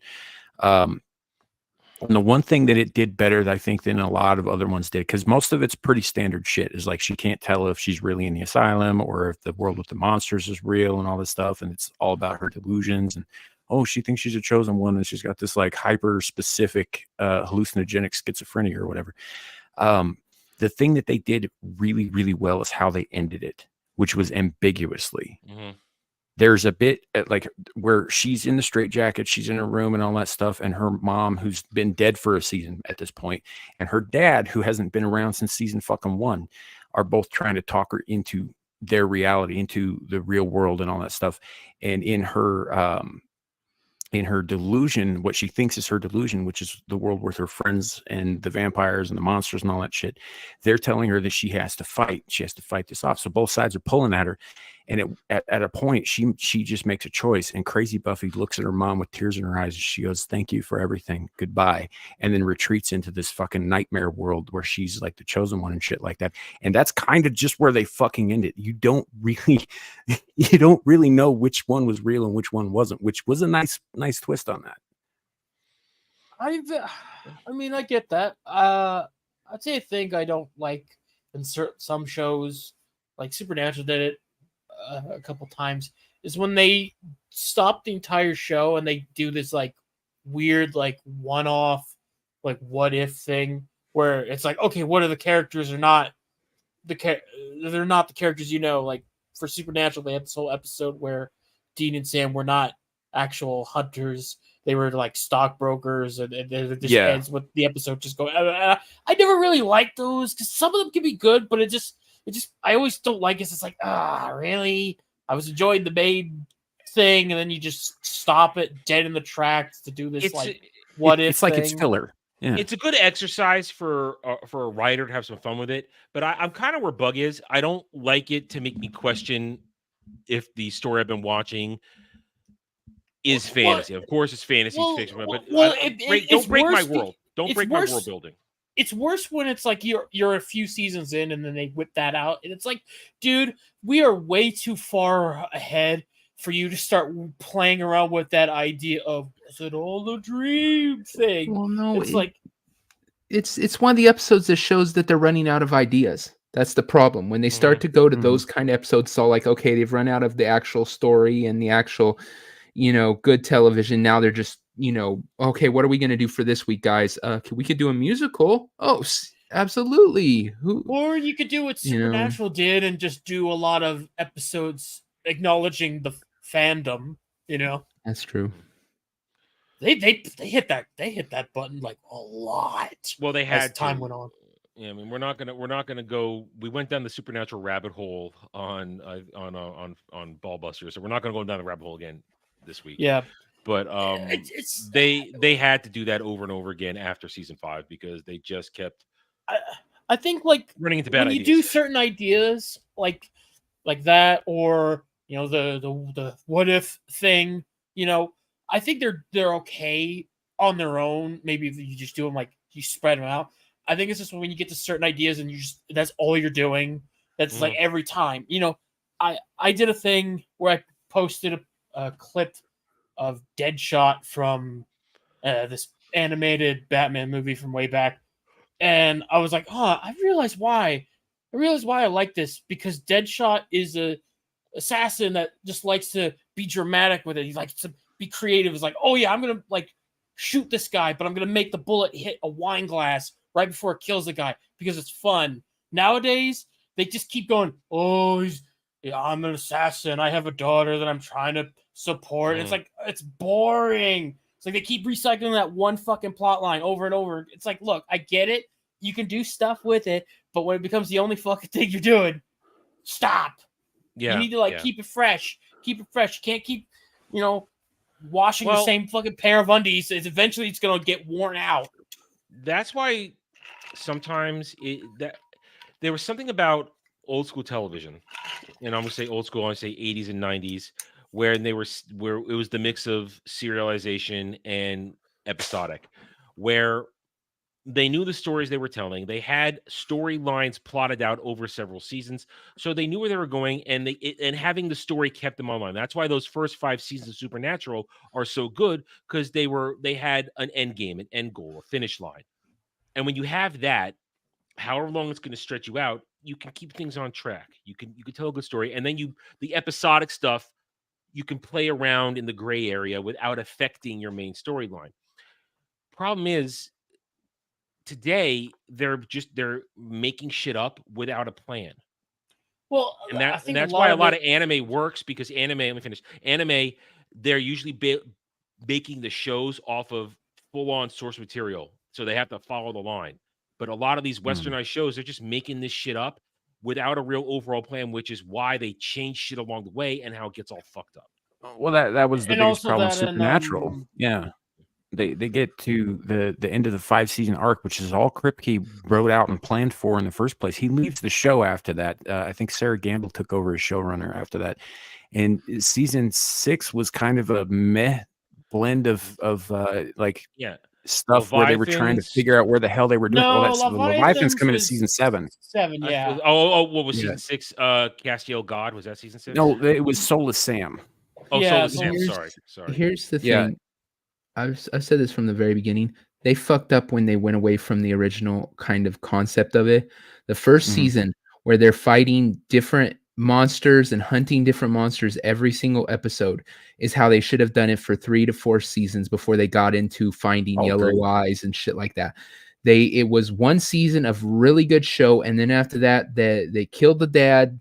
They confronted yellow eyes, and then it went off killed her after that, and it felt like they struggled every single season after that.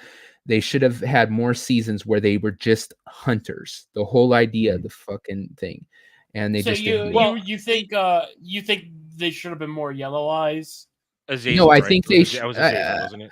I think they should have stuck to it being what beast are we going after this week? Yeah, I think it would have kind of shit. Yeah, exactly. And they should have done that for more seasons, then started getting to the more larger story and stuff. It felt like they jumped the shark from the very beginning. Because like I said, after the first season, they went on to, by season 2, they're fighting the devil, and you're all like, or 3, and you're like, whoa, hold on, you're at season 3 and you're already fighting the devil. Like, well, they were amping up the apocalypse at that and point. So they had, then they had to start fighting all these other things, like you said, like Leviathan from the purgatory, which the devil's scared of. After Lucifer, then they had a villain problem after Lucifer. Yeah, what do you do when you don't have to fight the devil anymore? Where do you go? And Jesus. Well, they went to God eventually. Yeah, God. And Yeah, God. Well, you kind of had to go to God. Nephilim. Out of my God was the final boss, and there's that giant plot hole of, remember, I think it was season, I forget which one it was, when they had the devil's a demon version of a Nephilim, the half-breed demon kid that brought his teddy bear to life. Remember that one? Yeah. Where did he was just as dangerous as Jack, but they just kind of wrote him out and he went away. So I think you're mixing up 2 episodes there, because the one with the teddy bear that came to life was due to somebody putting a cursed Babylonian coin in a wishing well. Because that's the same episode that one kid, Todd, got superpowers and beat the shit out of his bullies. You know, Neil before Todd. Maybe I am. And then the one you're thinking of is the basically he's the Antichrist. Yeah. Right. And when his powers awaken and all that stuff, it's like Sam and Dean are like, oh, you should probably calm the fuck down, because every time you get upset, reality changes. Yeah. So that's the same as Jack the Nephilim, son of the devil. But now it's where was that? Because the whole Jack arc towards the end, I'm thinking about, where's that kid? Where's that kid? He's just as dangerous as Jack. No, you're absolutely right about that. And Jack was a fucking boring character anyway. Oh my God. I think a common trope with a lot of shows that go on long enough and they have like great villains, like Supernatural, you had, Azazel, or then you had Lucifer. It's like once you get after let me continue. Oh yeah. Once you get to those guys and then you complete, their, story arcs or whatever, and then it's like, okay, what do you do after that? You're scrambling because you couldn't think of something else. Similar shit happened with like Flash and Arrow. It's like, because especially with Flash, because they would always have to constantly go back to Reverse Flash because all the other guys were not that fucking good. Because it was like, first season, good. Second season, you had a guy that was kind of okay, didn't really go well. Third one was just Barry with scars. And then the last few seasons, they were like, these guys aren't really doing it. And they had to go grab Reverse Flash again. Because it's like, you have that one good villain that's so good. And then the next guy has to reach some big goal to, top that. And sometimes the writers can't fucking do that. But sometimes also the actor makes it, like John Pellegrino, Pellegrino, I can never say his last name, who was Lucifer in Supernatural. He was fantastic. He was incredible. He's a very good actor. And then you lucked into Crowley after that, another great charismatic actor that everybody enjoyed. Problem is, as I said, and like Bug says, when you finish these arcs with these characters, these villains, you run out of shit, and eventually God is your enemy. And that's just that's Kripke self-indulging his hatred for all kinds of stuff when he went there. Put in the private chat, this is the best moment of the whole damn show. If it's all right, hang on. Funniest damn thing ever, came out of nowhere. Okay, hang on. Goddamn it, on Chrome it always autoplays. I should have that shit turned off. All right, full screen it. After season 7, when they spoiler alert, killed off Bobby Singer, and he was the last of the interesting side characters as far as I was concerned. Well, let me watch this clip, and then I have a comment on side characters. Let's watch this clip from Devil Grace. What season is this? Do we know? I think it's season 4. Okay. Oh, this is the fear Yes. We can usually Episode. tear, I love this fucking episode. we can usually tell what season it is by Jared Padalecki's hair. That's what we can usually tell. Yeah, what it's season it 4, is. I think.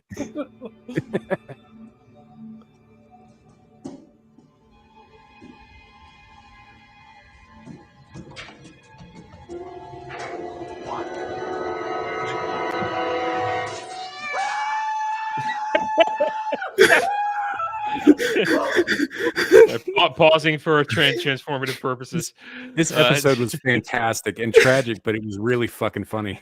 Well, that's because their performances are just fun. That's why we were talking about this on Friday. Some of us who stuck it out to the end, we stuck it out because of the Winchesters. That's why we kept going.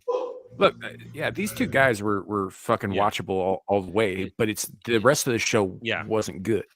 Yeah, but we just stuck with it. And to Samuel's point, hang on, we got 8 seconds left. That was scary. I love that. That scream is so fucking good. But to Samuel's point, one of the most criminal things that the franchise did was how they treated their side characters. There were so many side characters that did not deserve to get killed off, but they did it just to say "fuck you." Yeah, or they just didn't use them to their potential. Yeah, that too. Well, they kept killing them off. Yeah. And when Bobby finally died, the real Bobby, not alternate reality Bobby, which they brought back, that was just like, well, geez. And then they bring him back so they can get his soul into heaven, but then the Bobbies are loose, the Bobbies are cranky. The Bobbies are loose and they're surly. That did make me laugh, though. It's just, when you get rid of these characters that are either, as Devil said, not fully potential, or just where they were so great that they should have stuck around, they should have survived. But at that point, it's just we're killing them to make you sad on purpose, and that's not good storytelling. That's not good storytelling. They killed off the Harvells. They killed off that mulleted fucking super genius who was hilarious. Yeah, I will never forgive them for killing off Joe.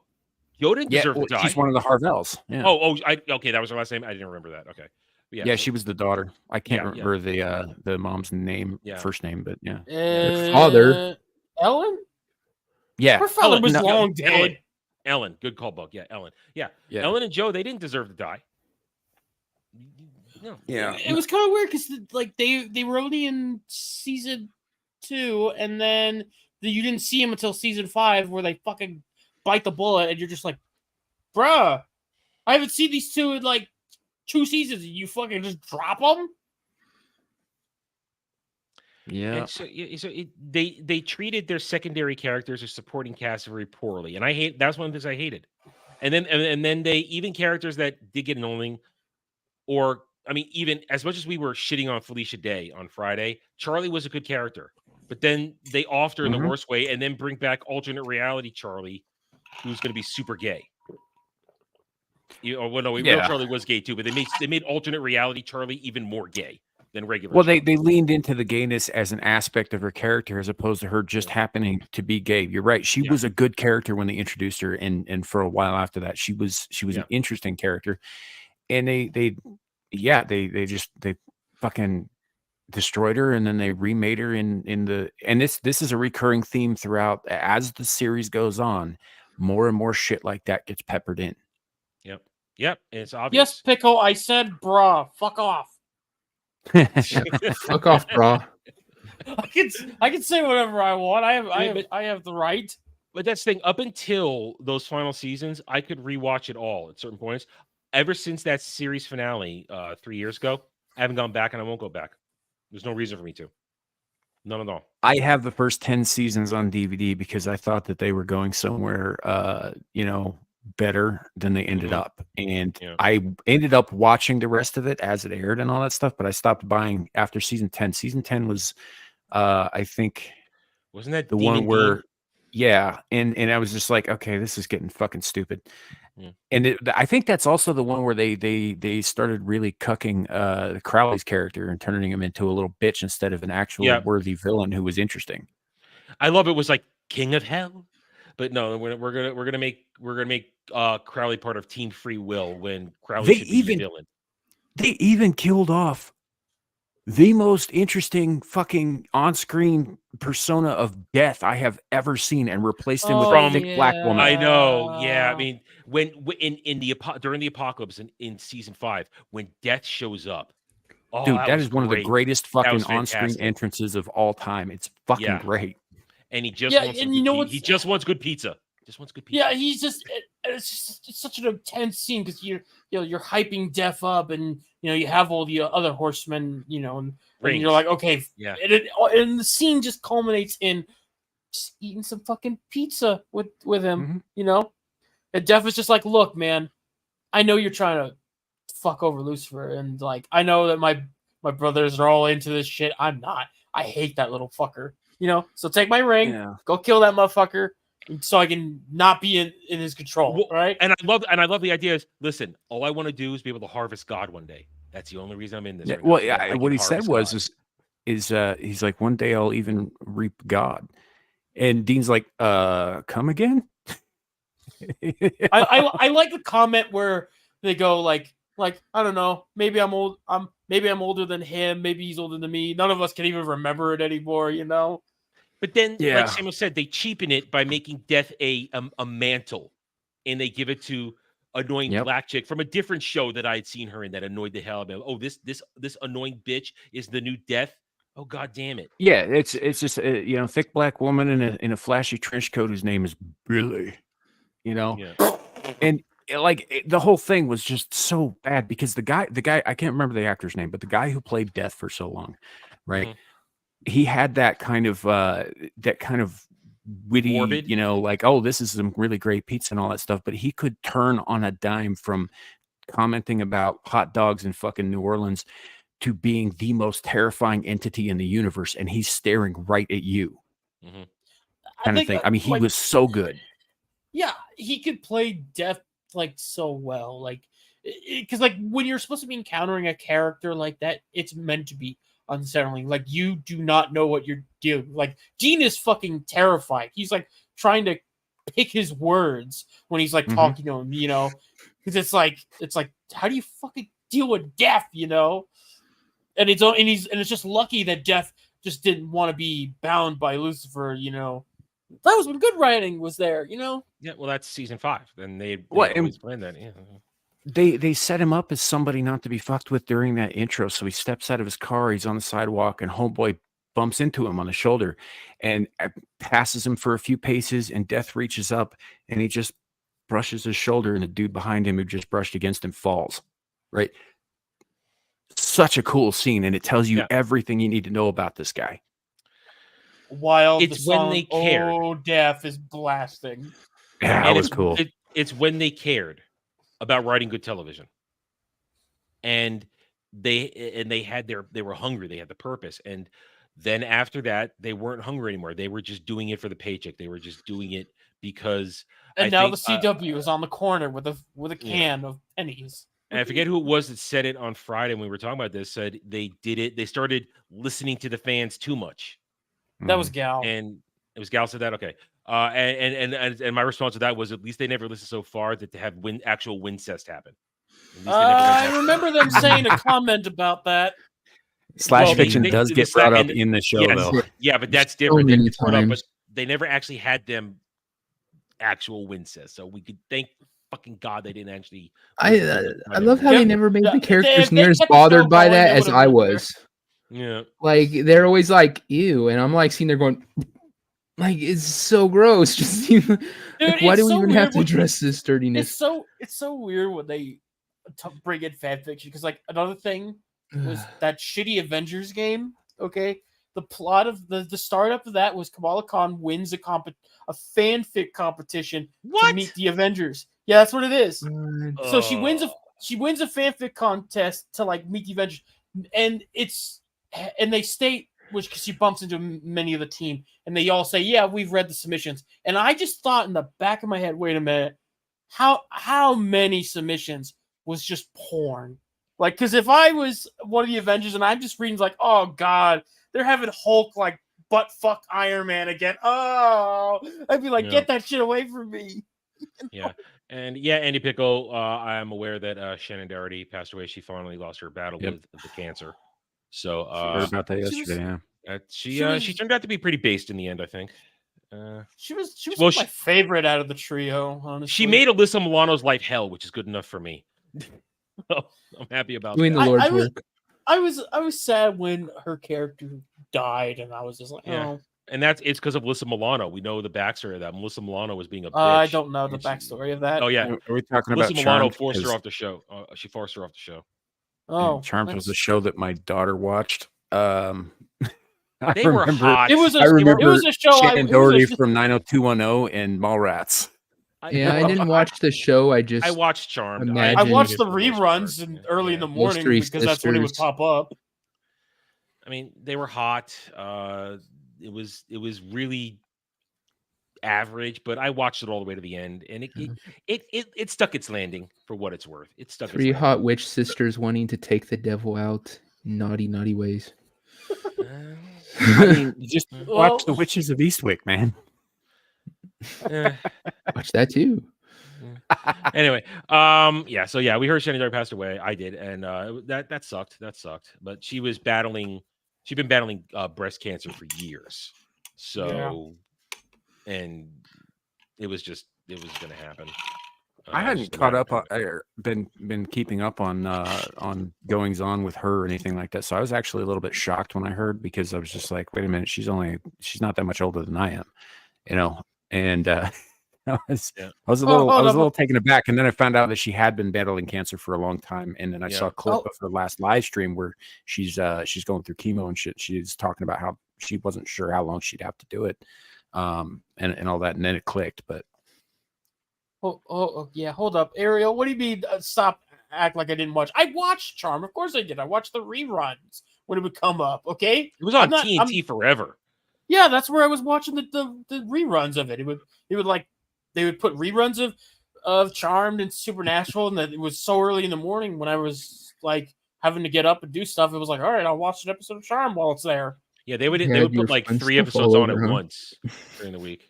So, I talked over Devil's Joke. I'm sorry. No, I was reading. You had your fun stuff all over. Ariel, you pervert. God damn it! I was going to say something about Shannon Doherty, but I'm not going to go that far. Hey, I remember Sharon Doherty's Playboy spread back in the day. Oh yeah, me too. I didn't know she did one. She did it one time. She was very tasteful about it. She did not show all the stuff they wanted her to show. All I saw were her boobies. And she took a massive payout. Yeah, I saw her boobies and I was happy. But so R.I.P. Shannon Doherty. Sharon Doherty, R.I.P. Yeah, Playboy. Bug decides to leave the stream early. Anyway, so we did get. If we start hearing noise, no, you'll be hearing this. Yeah, we'll be here. Bug like, I'm out of here. So Ariel did send $10 earlier back in the stream to watch the StarCon, and I think I found it, Ariel. So Ariel, is it the right one, or do we have to watch 7? Or I think I have it here. Ariel, can you tell me if this is the correct one? It was the one at the top of the list. Is this the right one, Ariel? Because that looks like it fits what you were explaining in the chat after I screen. Well, no, you can see the title here. You can see it. Star Trek versus Star Wars versus BSG versus Farscape versus Mass Effect versus Andromeda crossover. I believe that's what. Yes, that's it. Okay, it's only 11 minutes. She said it was 20 minutes. It's only 11 minutes. We can get through this. She says it's all right. Yeah. Okay. All right. So let's zoom in, and we will now thank you, Ariel, for the $10. And once again, Ariel's going to be our entertainment director as we close out the show. So she says it's not weird. She promises it's not weird. So, I'm always worried that when she's the entertainment director, that somehow I'm going to end up with the wrong key, the wrong set of keys out of the bowl. This guy dedicates this to all the girls like Kira. Well, if it's Kira and Reese, then I'm okay with that. All right.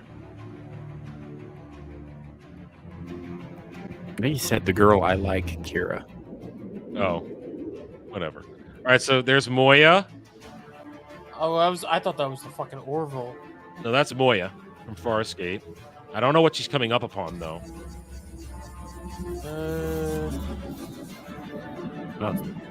I don't know what that's from. What the? Wait, is it from Andromeda? Is that Orville? No, that's not Andromeda. Okay, no, that's not wrong. Yeah, I don't know. Yeah, I have no idea what that is. And oh wait, hang on. First of all, before we keep going, let me give credit to maybe this thing's 8 years old, so it's very old. We give credit to Enterprise J.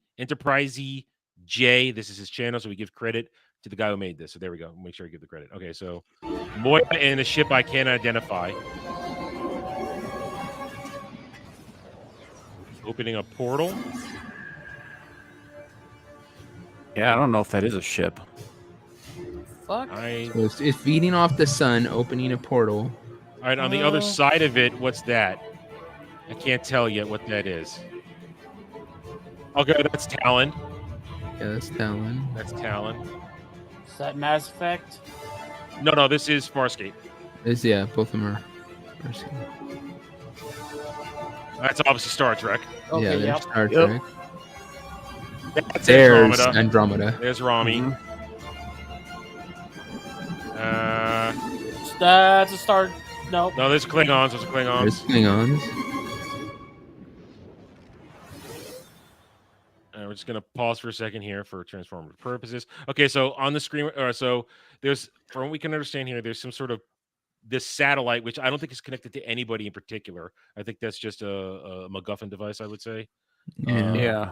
Where it's opening a portal between many different things, because, and it's even two different Farscape realities, because obviously that Talon is in a different reality of Farscape, because Talon gets KOs himself at the end of season 4 or end of season 3. I like that they included here with the Klingons. Is like, obviously you've got the two birds of prey, but you also have I think that's a Vorcha class destroyer. Mm-hmm. So go ahead. What? I was just gonna ask Ariel, how the hell she has time to find these things between kidnapping people and holding them in her sex dungeon? Well, there is cooldown. Listen. There is Maybe she time for multitask. Well, she needs hydration time. There has to be hydration time in between bouts. So you got to watch something. Got to watch something while you restore the electrolytes. Okay, so we've got the Klingons on the scene coming in. We've got some couple Federation ships. We don't know if they're necessarily any Enterprises. And we've got Moya and Talon. And Ariel says that was a Star Destroyer that we sort of saw there. So let's all right, we'll keep going.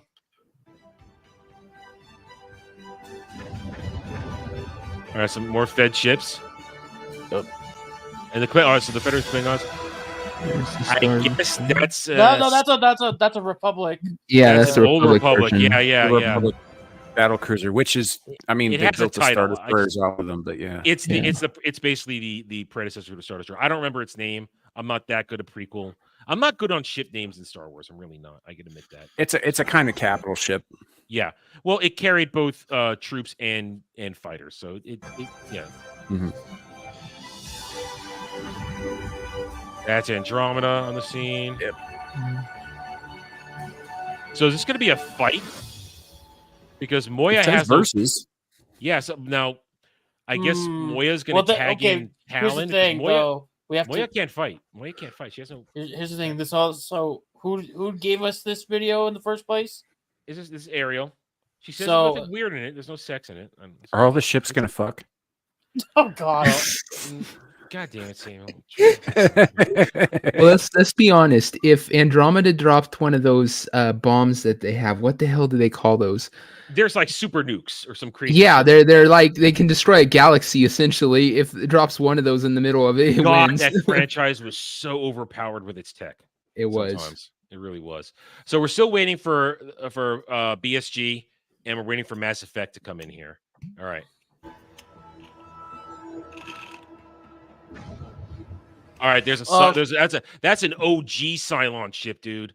Oh, Yep, that's an old base star. An OG Cylon, and then that looks like a Borg sphere. Is that a Borg sphere? Kind of. I don't know if that is a Borg sphere. It kind of looks like one. Yeah. It came out of a green. Looks like it came out of a green transwarp. Like a tunnel. transwarp conduit. Yeah. Yeah. Oh, all right. So they're fighting. There we go. Fighting over the. So they're The fighting space the Cylons. hole. Where's the Normandy? I don't. What is it? Is it SR1 or SR2? Why is there only one fight. Republic destroyer here? I don't know. Everyone had like everyone has got like 20 goddamn ships already. I don't know. They're gonna launch fighters.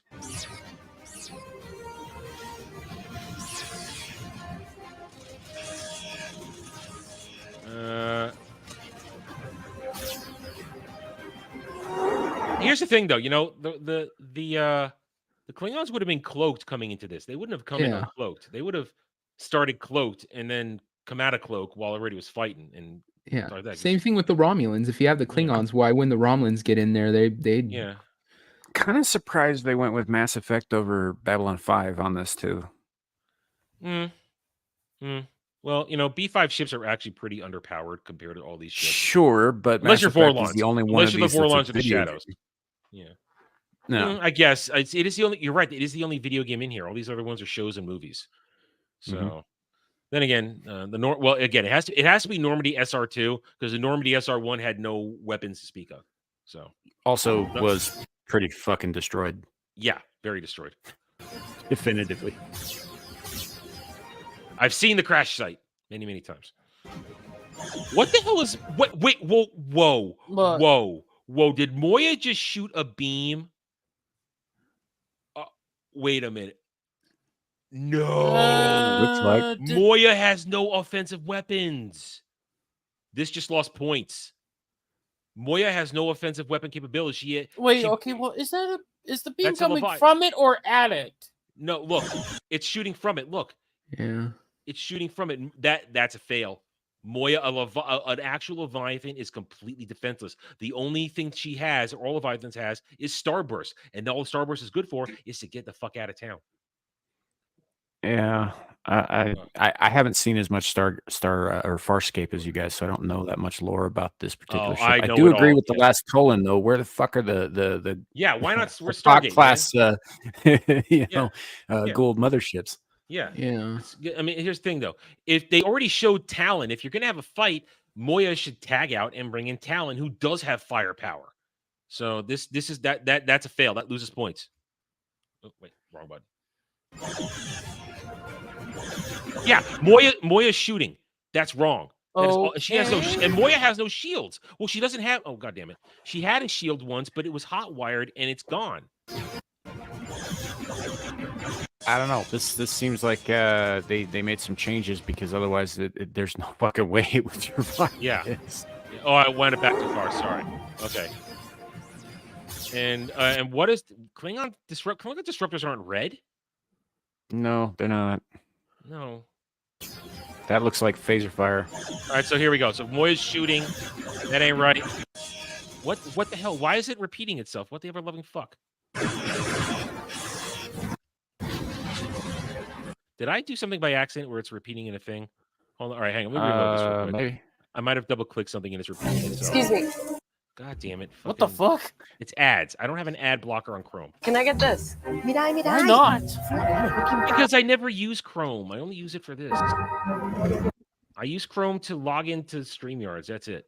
All right, so where were we? We're right about here. Looks like, yeah, right about here. Okay, yeah. There we go. Oh, god damn it! Motherfucker. All right. All right, see, that's Moya shouldn't have shield. This is all wrong. That's all wrong. I'm nitpicking the hell out of this. That Klingon cruiser should have annihilated Moya right there. Annihilated. Also, yeah, and you're right about those. Those are phasers, not disruptors. Yeah, those are. Yeah, they're also being fired from the wrong fucking location, but whatever. Well, it can't, Andy Pickle. It can't be a Leviathan because no Leviathan. That was the whole thing about Farscape. Leviathans have no offensive weapons, and Krace's entire thing was to try and make a Leviathan Peacekeeper hybrid that had weapons. Because the creators of the Leviathans purposely made ships that didn't have offensive capabilities. They're just supposed to be there to ferry people across the stars and have a peaceful life. So this is all kinds of right. I have a feeling Ariel gave this to us so that we could pick it apart. I have a feeling that's why she did this. Well, my only issue so far on the sci-fi area is why is only the Republic fighter not deployed any, fighters? Because it's the only ship from representing Star Wars. So unless later on the Empire or is going to show up. No, we still got or the 10 minutes. Trade Federation. I'm like, where the hell? We got 9 minutes. I guess anything else can happen, but so far they've completely failed with their Farscape representation. Yeah. Play. Yeah, that is a Borg sphere. Well, now that bird of prey's done. I'm okay. I'm trying to figure out who's fighting who here. They're all fighting each other. Yeah, they're all fighting for the space butthole. I think the only people who aren't fighting each other are the Federation and the Klingons. Yeah, because I'm not seeing the Republic cruiser. Well, they were the only ones who brought multiple ships in for their factions too. Yeah. All right.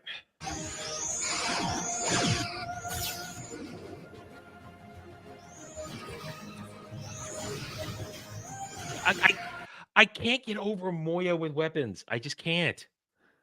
That is bothering me so much. That's so much.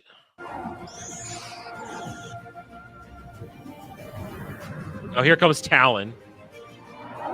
Oh, here comes. That was. Oh shit! He's bringing the whole. It's bringing the entire Earth fleet.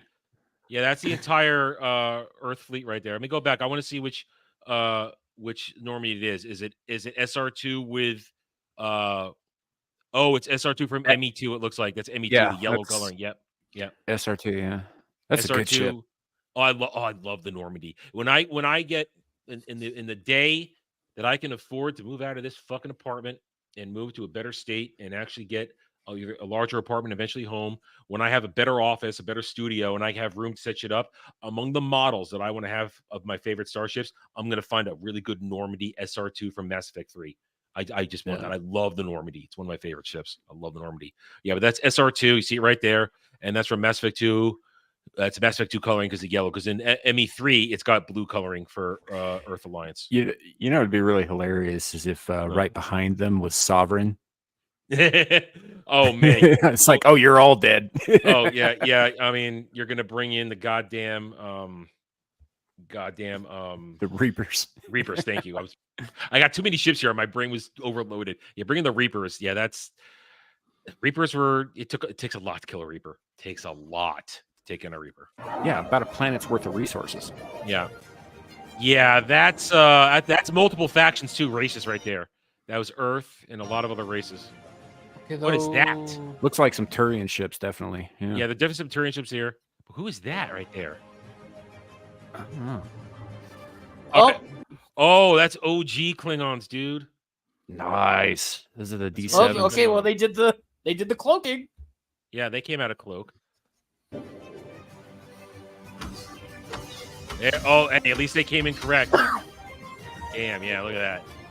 I love that. Looks like an Asari cruiser too. No, I didn't see an Asari cruiser there. I don't think I saw an Asari cruiser. I thought that was.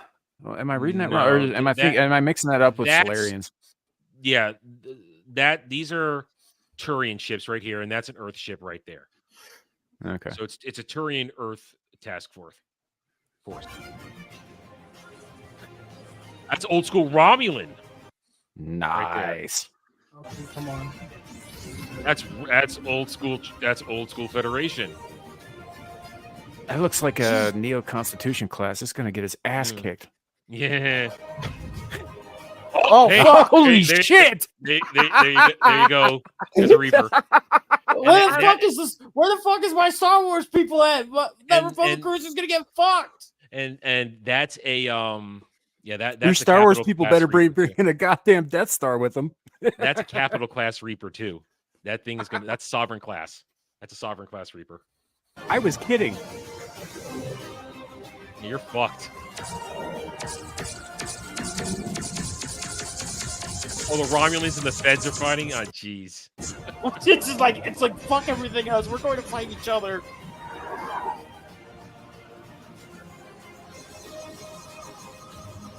There should be only... So, by my count, only one bird of prey is the only ship that's been destroyed so far. I saw two. I think two were. I think two? both. Yeah, wasn't both it two of them? Because three came in, two got blasted. Okay. But the battle cruiser that was there prior isn't destroyed. It's still around somewhere, I thought. Yeah, it's still there. It hasn't, it's just not doing shit. Yeah. Are you going to drop the cannon? There it is. Yep. Oh, Talon should be fucked. Talon doesn't have shields like that. And Talon's cannons are more powerful. Oh, you're fucked. Yeah, everybody dead. Because here's the thing. A Reaper can ram your ass.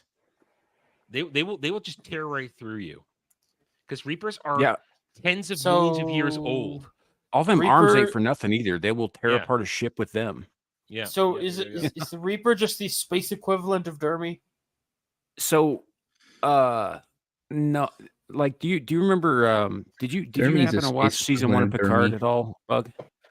I'm not a Star Trek guy. I haven't watched shit. Okay, so essentially, the Reapers are what's left over from AI that destroyed their creators, and then every 50,000 years or so. Every 50,000 years or so in the galaxy, they show back up to cleanse all life that's advanced past a certain point. Yeah, and it's incalculable how many times they've done it.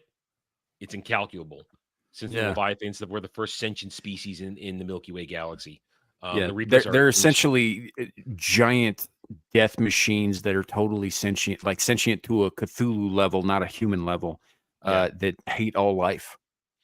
Because they're supposed to be looking for a question, and finally they only lose because Shepard answers the question to an extent, and the Reapers aren't actually defeated in a space battle. It's good. I love Mass Effect. It's good.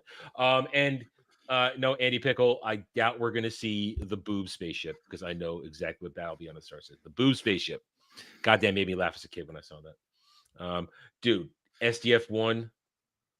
Now they can't bring anime into this because that opens a rabbit hole of insanity. No, them even having this Capital Reaper here in the first place, like every ship in this video, even the Borg should turn on them. Every single one of them is just fucked, right? Yeah. There isn't enough firepower on the screen to deal with this guy. No, there isn't. You're absolutely right.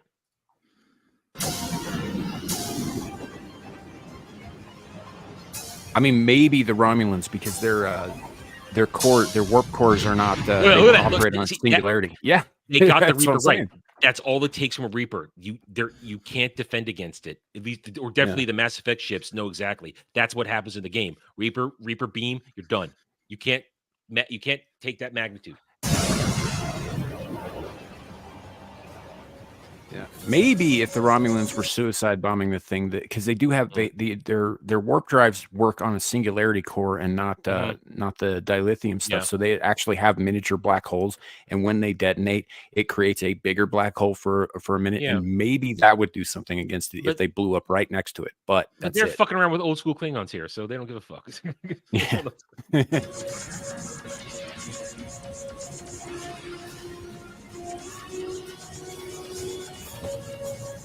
There's a Battlestar. That's an old school Battlestar? Or that's an old school Battlestar. Yeah, it is. I don't know if that's fucked. The Galactica, but I don't think it is. Probably not Galactica, but I'm sorry. Battlestar tech, man, they're fucked. Battlestar ships should be also royally fucked in this melee. Even if the Reaper was, they have no shields either, man. They're just hardened against nuclear radiation. I'm sorry. If it should be destroyed right there. Please be destroyed. Bullshit. I think they're trying to, give them a slight chance. I don't know. They're not trying to have.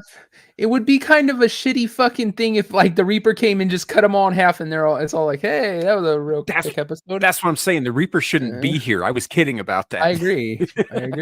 That Battlestar should be gone. It should be gone right there. It doesn't. I think we all know why Ariel picked it because she knows Adam would lose his fucking shit. She knew that. She knew this was going to happen. We were going to pick this apart. What is a Battlestar? It's an aircraft carrier. Yeah, with right now some guns, but I mean, right now Ariel's in Adam's closet giggling.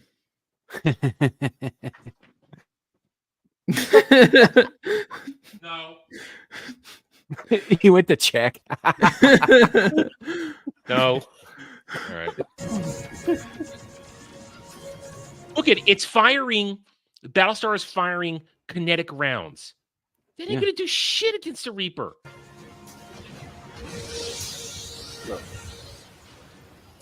It's going to launch Vipers any second now. I don't know. Which would be really stupid in this arena. But Yeah. Oh, well, yeah. That Cylon ship should have been long since dead too.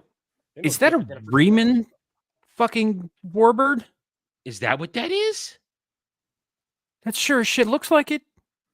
I don't know. Like, I'd have to see more of it, but right, just from that angle, from the wing, and the fact that he cloaked that right there, yes, it is. Oh yeah, yep. That the scimitar. That's a Riemann warbird. It's a scimitar class Riemann warbird. Yeah, yeah. That thing's a beast. Yeah. Oh, I mean, okay, it can't destroy all the machines, but it can kill all organic life in the area. Well, there's the Republic cruiser way in the back still there doing nothing. Why is it a Republic ship? Why isn't it an Imperial class Star Destroyer? Yeah, the Imperials have better ship. That's the only ship in that should come out of this that should have any sort of chance. Or why not a Super Star Destroyer? Let's really make it fun. Well, I'm just wondering where the fuck is everything else from it? Where's the Trade Federation? Where's the Empire? Where's anything? Why isn't the base star launched anything? None of the ships that have fighter contingents maybe squadrons. They haven't launched any squadrons. It's ridiculous. Maybe it's an animation thing. Maybe you just want to have 10,000 ships do. But it's doing a disservice to this fight. Well, they've already done a ton of disservice to this fight. This whole thing is borked. Where's the Eagle 5 from Spaceballs? That's what I want to fucking know. They're still stuck in the plaid mode. Oh, you're fucking kidding me. What? What now? Just look at the background. The Reaper's getting his ass kicked. Yeah, it's if everybody was fighting the Reaper, yes, but the Reaper should have. But doesn't it look like it looks like a bunch of them are just ganging up on him? Yeah. I mean, he would be the big threat. That would make sense. But even so, yeah. Yeah. But how would they even fucking know that? No, supposedly, none of these things should know what the other ships have, except for if they're from the same universe. The Mass Effect people should be going, "Hey, everybody, kill that one, kill that one. It's gonna kill us all." I mean, then again, I guess maybe it's like the lesser of two evils. It's like either have this big giant thing that can wipe us all out in one shot, or just deal with everybody else that we could maybe not get killed by. Well, if only we.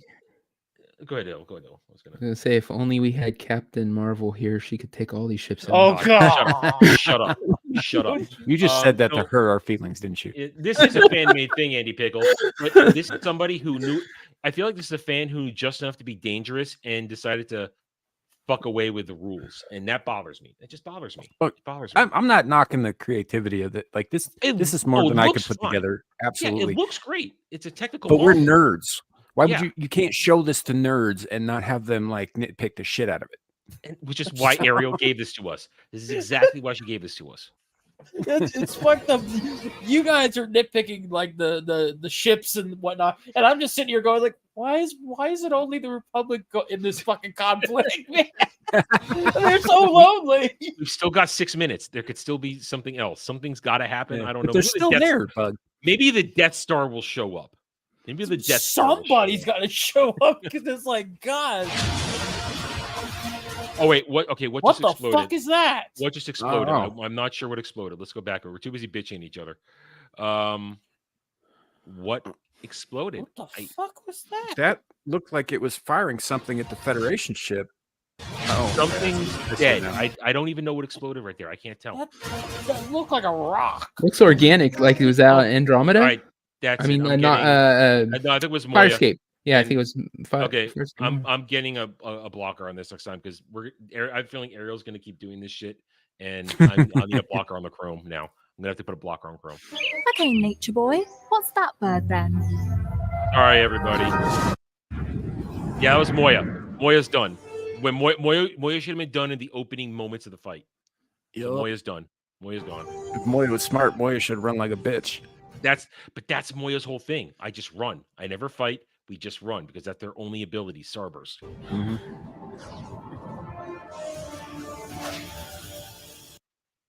Now we're just gonna smash the butthole ship.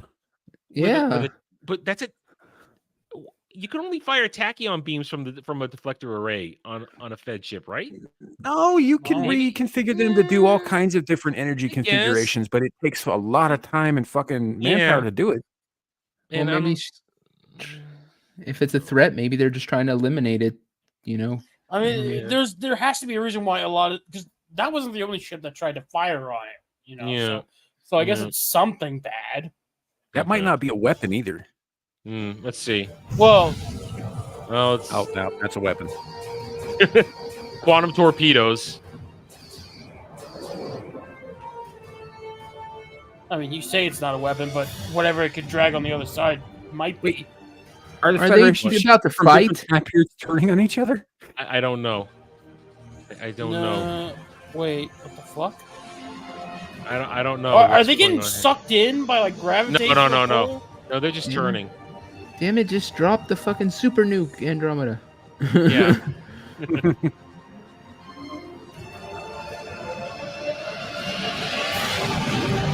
Is it gonna suicide? Wait. It's gonna try to take out the energy. Is it gonna hold on maneuver? No! Don't do a hold No, on don't you maneuver. fucking no! Don't fucking do it. Don't fucking do it. Oh fuck no! Don't you dare do that! No, it's Oh. All right, well, Oh happened a long god! time ago. I have That's a fucking little- Vietnam flashbacks going on there. It was like, Cylon ship should have been gone a long time ago. Yeah, because again, like a Battlestar, a base star has no shields. They're only hardened against radiation because nukes are the order of the day. Nukes and projectile weapons. At least the fucking Republic's doing something. Gonna ram it. It's gonna ram it. Oh, don't you dare ram it! Ramming Is it. Worf driving that thing? It's gonna get in. Oh, there you go. Oh, Ain't got no shield for that now, do you? Okay. the feds soften it up for him.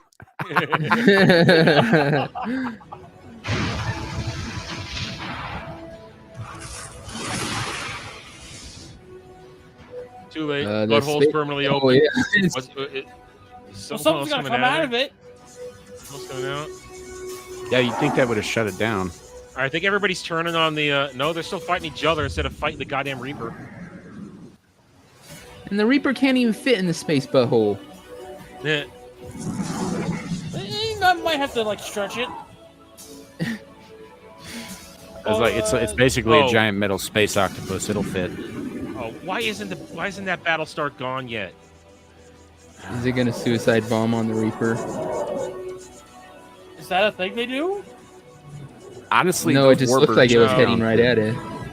I mean, yeah, and we're getting a dogfight between an old school Fed and an old school Romulan warbird. Okay. I mean, this isn't seeing an old school Fed fight an old school Romulan. That's not interesting to me because you've got all these other ships, but the old enemies are busy fighting each other. That seems kind of a waste of time to me. I mean, I guess it's just one of those things where it's just like, oh, I know that guy's bad. I'm gonna go fight him. Maybe that's This is fundamentally the wrong kind of combat too. Yeah, like old school Star Trek stuff was more akin to submarine combat in three-dimensional space. Yeah. Bug, for a better example of that, I would highly recommend watching the episode "Balance of Terror" from the original series. Which we've done that, and that's a fantastic episode. Yeah.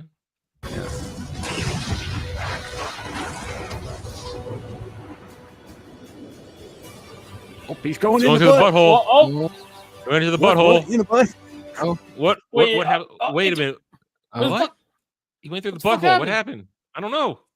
Went through the butthole. Something happened. Oh no, it just prolapsed. It's a pig sock situation.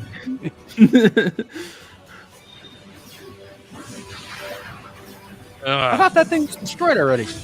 No, now it is. Well, I'm at the sphere. Oh, the sphere? No, the sphere's been there a long time.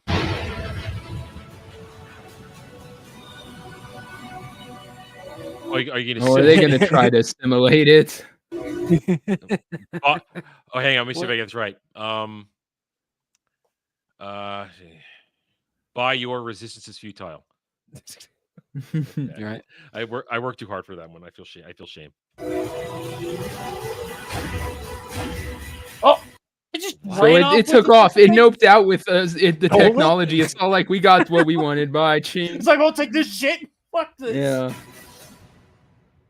Now what? We got 3 minutes left. Oh, So wait. So everybody's just fucking off. So the space butthole was closed, and the Reaper should still be fucking them all up. Where's the Reaper?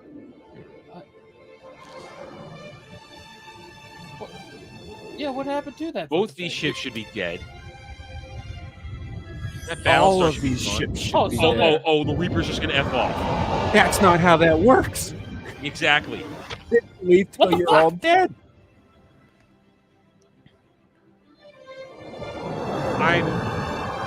Everybody's just gonna fuck off. So the butthole. Klingons don't just quit either. Only one person gets to enter the butthole. It's like... Oh, wait. Are they taking the goddamn Republic cruiser with them? Apparently. No, it went on its own hyperspace. It looked like it went right through that gateway. Well, and the thing is, Rami needs like ley lines to travel between galaxies and shit like that. Oh, Rami needs my ley line. Hey, listen, Alexa Doig. Get here every day of the week. She married Michael Shanks. Michael Shanks is a lucky man. Yes, I know is. I knew she married Michael Shanks decades ago. I knew that. I'm well aware of that. I'm a little disappointed at the moment. I don't care. She still did a topless scene in the movie, and I found it. She looks glorious. That was a beautiful woman. It's a beautiful woman. That's right. So whatever.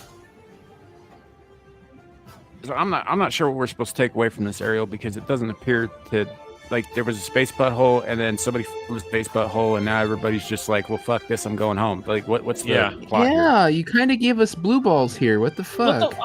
You got blue balls, motherfucker. I had one Star Wars ship. You all had like 20 ships.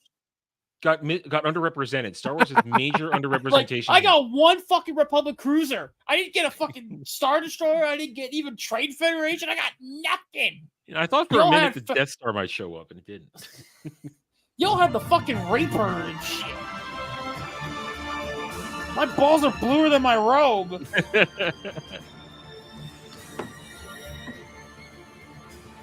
I mean...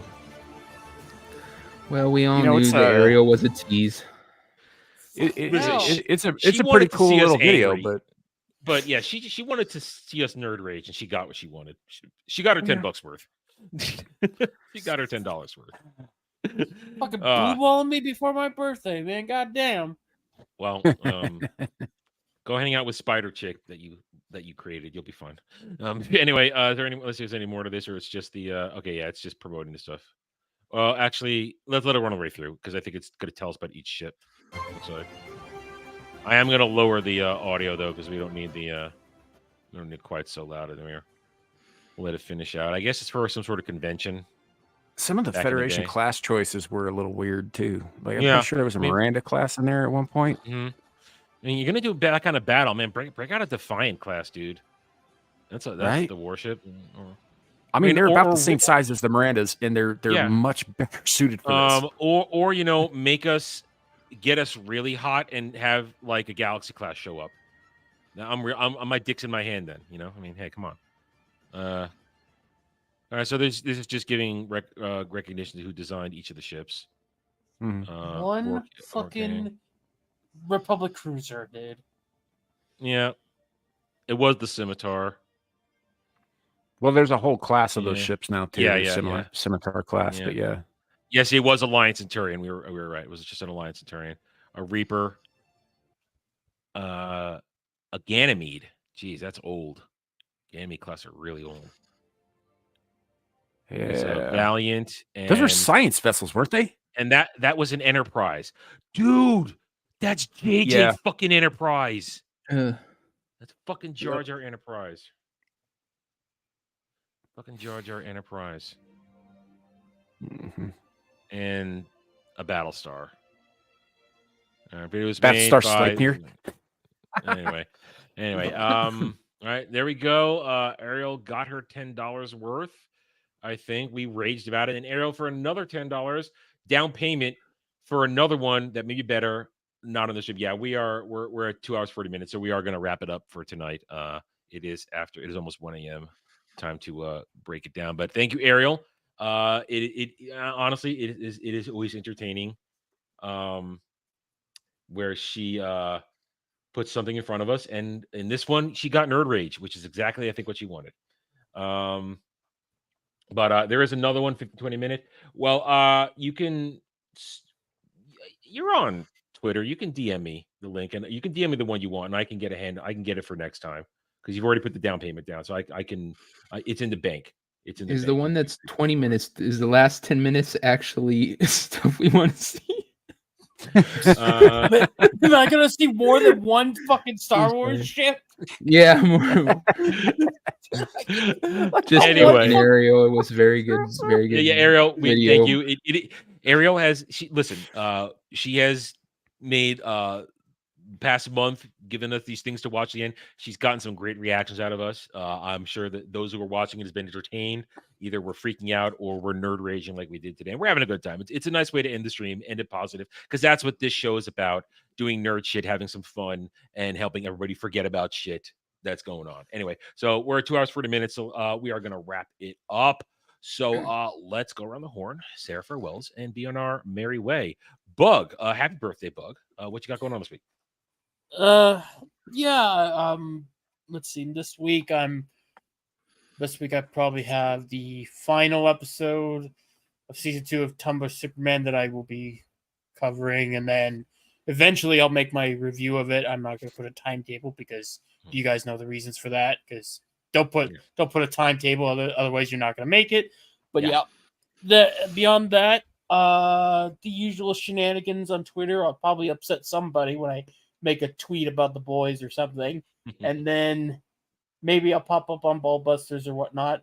What I'm going to do most likely in the next few hours is eat cake and then celebrate having another year to my belt and wishing for the impending end. I don't want the impending end. I want to have more sex. Anyway, Devil, what's going on this week? Nothing. No, tomorrow we are doing Wrong Think. We'll be talking about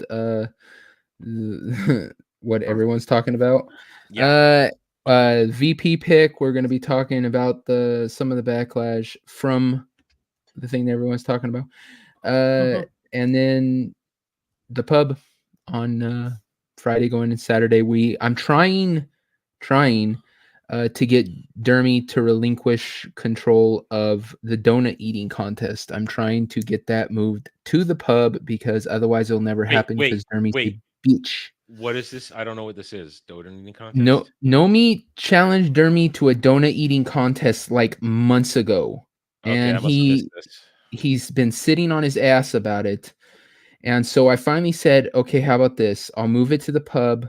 I'll get Nomi on. You come on. I'll set up the rules. I'll get it all ready so you don't have to do anything. But Dermy's, got his thumb up his ass about it. And let me ask you something. Is she doing this after she shamed everybody at that buffet that you guys were at in Vegas? Yeah, this is essentially like a rematch. Okay. She's trying to prove that Dermy's a food eating bitch. Yeah. So I'm really trying to get that to happen. Hopefully it will, and you guys can tune in and watch that. I'll be there for that. I will definitely be there for that. Hell, I could be there for color commentary because I'll make fun of Dermy all day long. It's a hobby. Samuel, what's going on this week? Not much aside from the usual shit. Trying to find. Hold on a second, guys. Trying to get somebody to come on to Abyssal Musings to cover for Lawrence Knight. He's not going to be on this week. That's some IRL stuff to deal with. And then just the pub and Screaming Into the Void on Saturday. Might have a couple of shows come up on Exiled Lioness 2. I wanted to go on to Wrong Think, but I think I might actually have to work late tomorrow, so I don't know if I'll be able to make that one. But if I can, I will.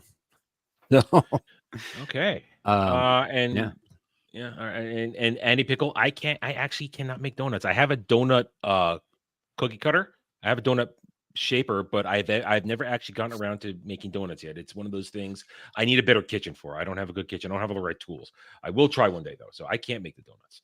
As for myself, if you haven't watched it yet, I invite you to go check out my review of House of the Dragon Season 2, Episode 5. It is up now.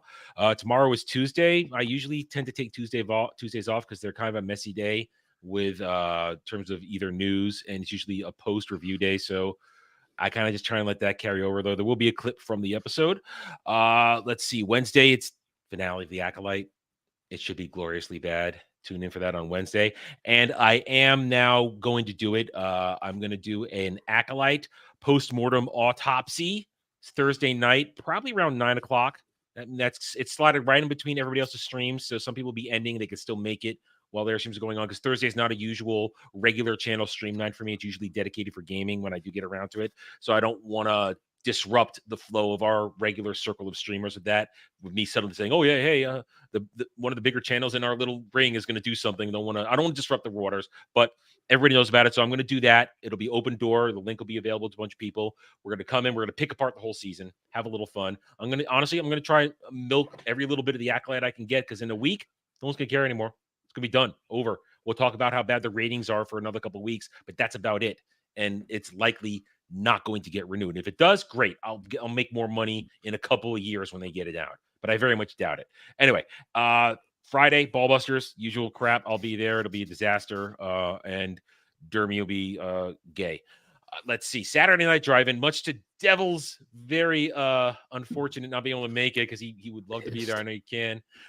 We will be watching the Val Kilmer cult classic Real Genius on Drive-In this week at 7 p.m. Eastern, because I'm getting a haircut this week, so I need that little extra cushion time. I'm sorry, man. I'm sorry. I even love the fucking music from the damn fucking film. That's so much 80s. I love that shit. Now, Jed's never seen it. Jed's never seen Real Genius. So for a treat, unless he's going to be Jed about it. Well, I have warned him. I know exactly some of the acting, which rightfully so. Some of the acting that isn't Val Kilmer is terrible in it. It really is. But I conceded that point already. But I love Real Genius. I actually just watched it the other day, so that's why I thought, you know what, we'll go with this one. I just watched it. I had a lot of fun watching it. It's a great breakaway from some of the more serious stuff we were dealing with. Minority Report, nice little light movie. Little topical at the time, Cold War type of shit, but it's good. So Real Genius, Saturday Night Drive-In. Then I'll be on Saturday, where I'm trying to, so far, Static's in on it, and a couple others. We started lightly playing Once Human, the free co-op game that's available on Steam right now. It's okay. We had a little fun, but it might be a nice game to play on Saturday. So I think we're going to play that on Saturday this week while we're talking about whatever we're talking about by then. And then on Sunday, 2 p.m. Eastern, round table. I'm sure the internet will provide. There'll be topics, and we will have our fun giving our very special takes on stuff by then. And then we'll be right back here next Monday, 10 p.m. Eastern, for another Mellow Mondays. And I want to thank the boys showing up today. Thanks, guys, for being here. Thank you, chat, for joining us. We appreciate each and every one of you, whether you were just chilling, watching live now, or on the replay. And next week, we'll see you then. Until then, guys, take it easy. Bye.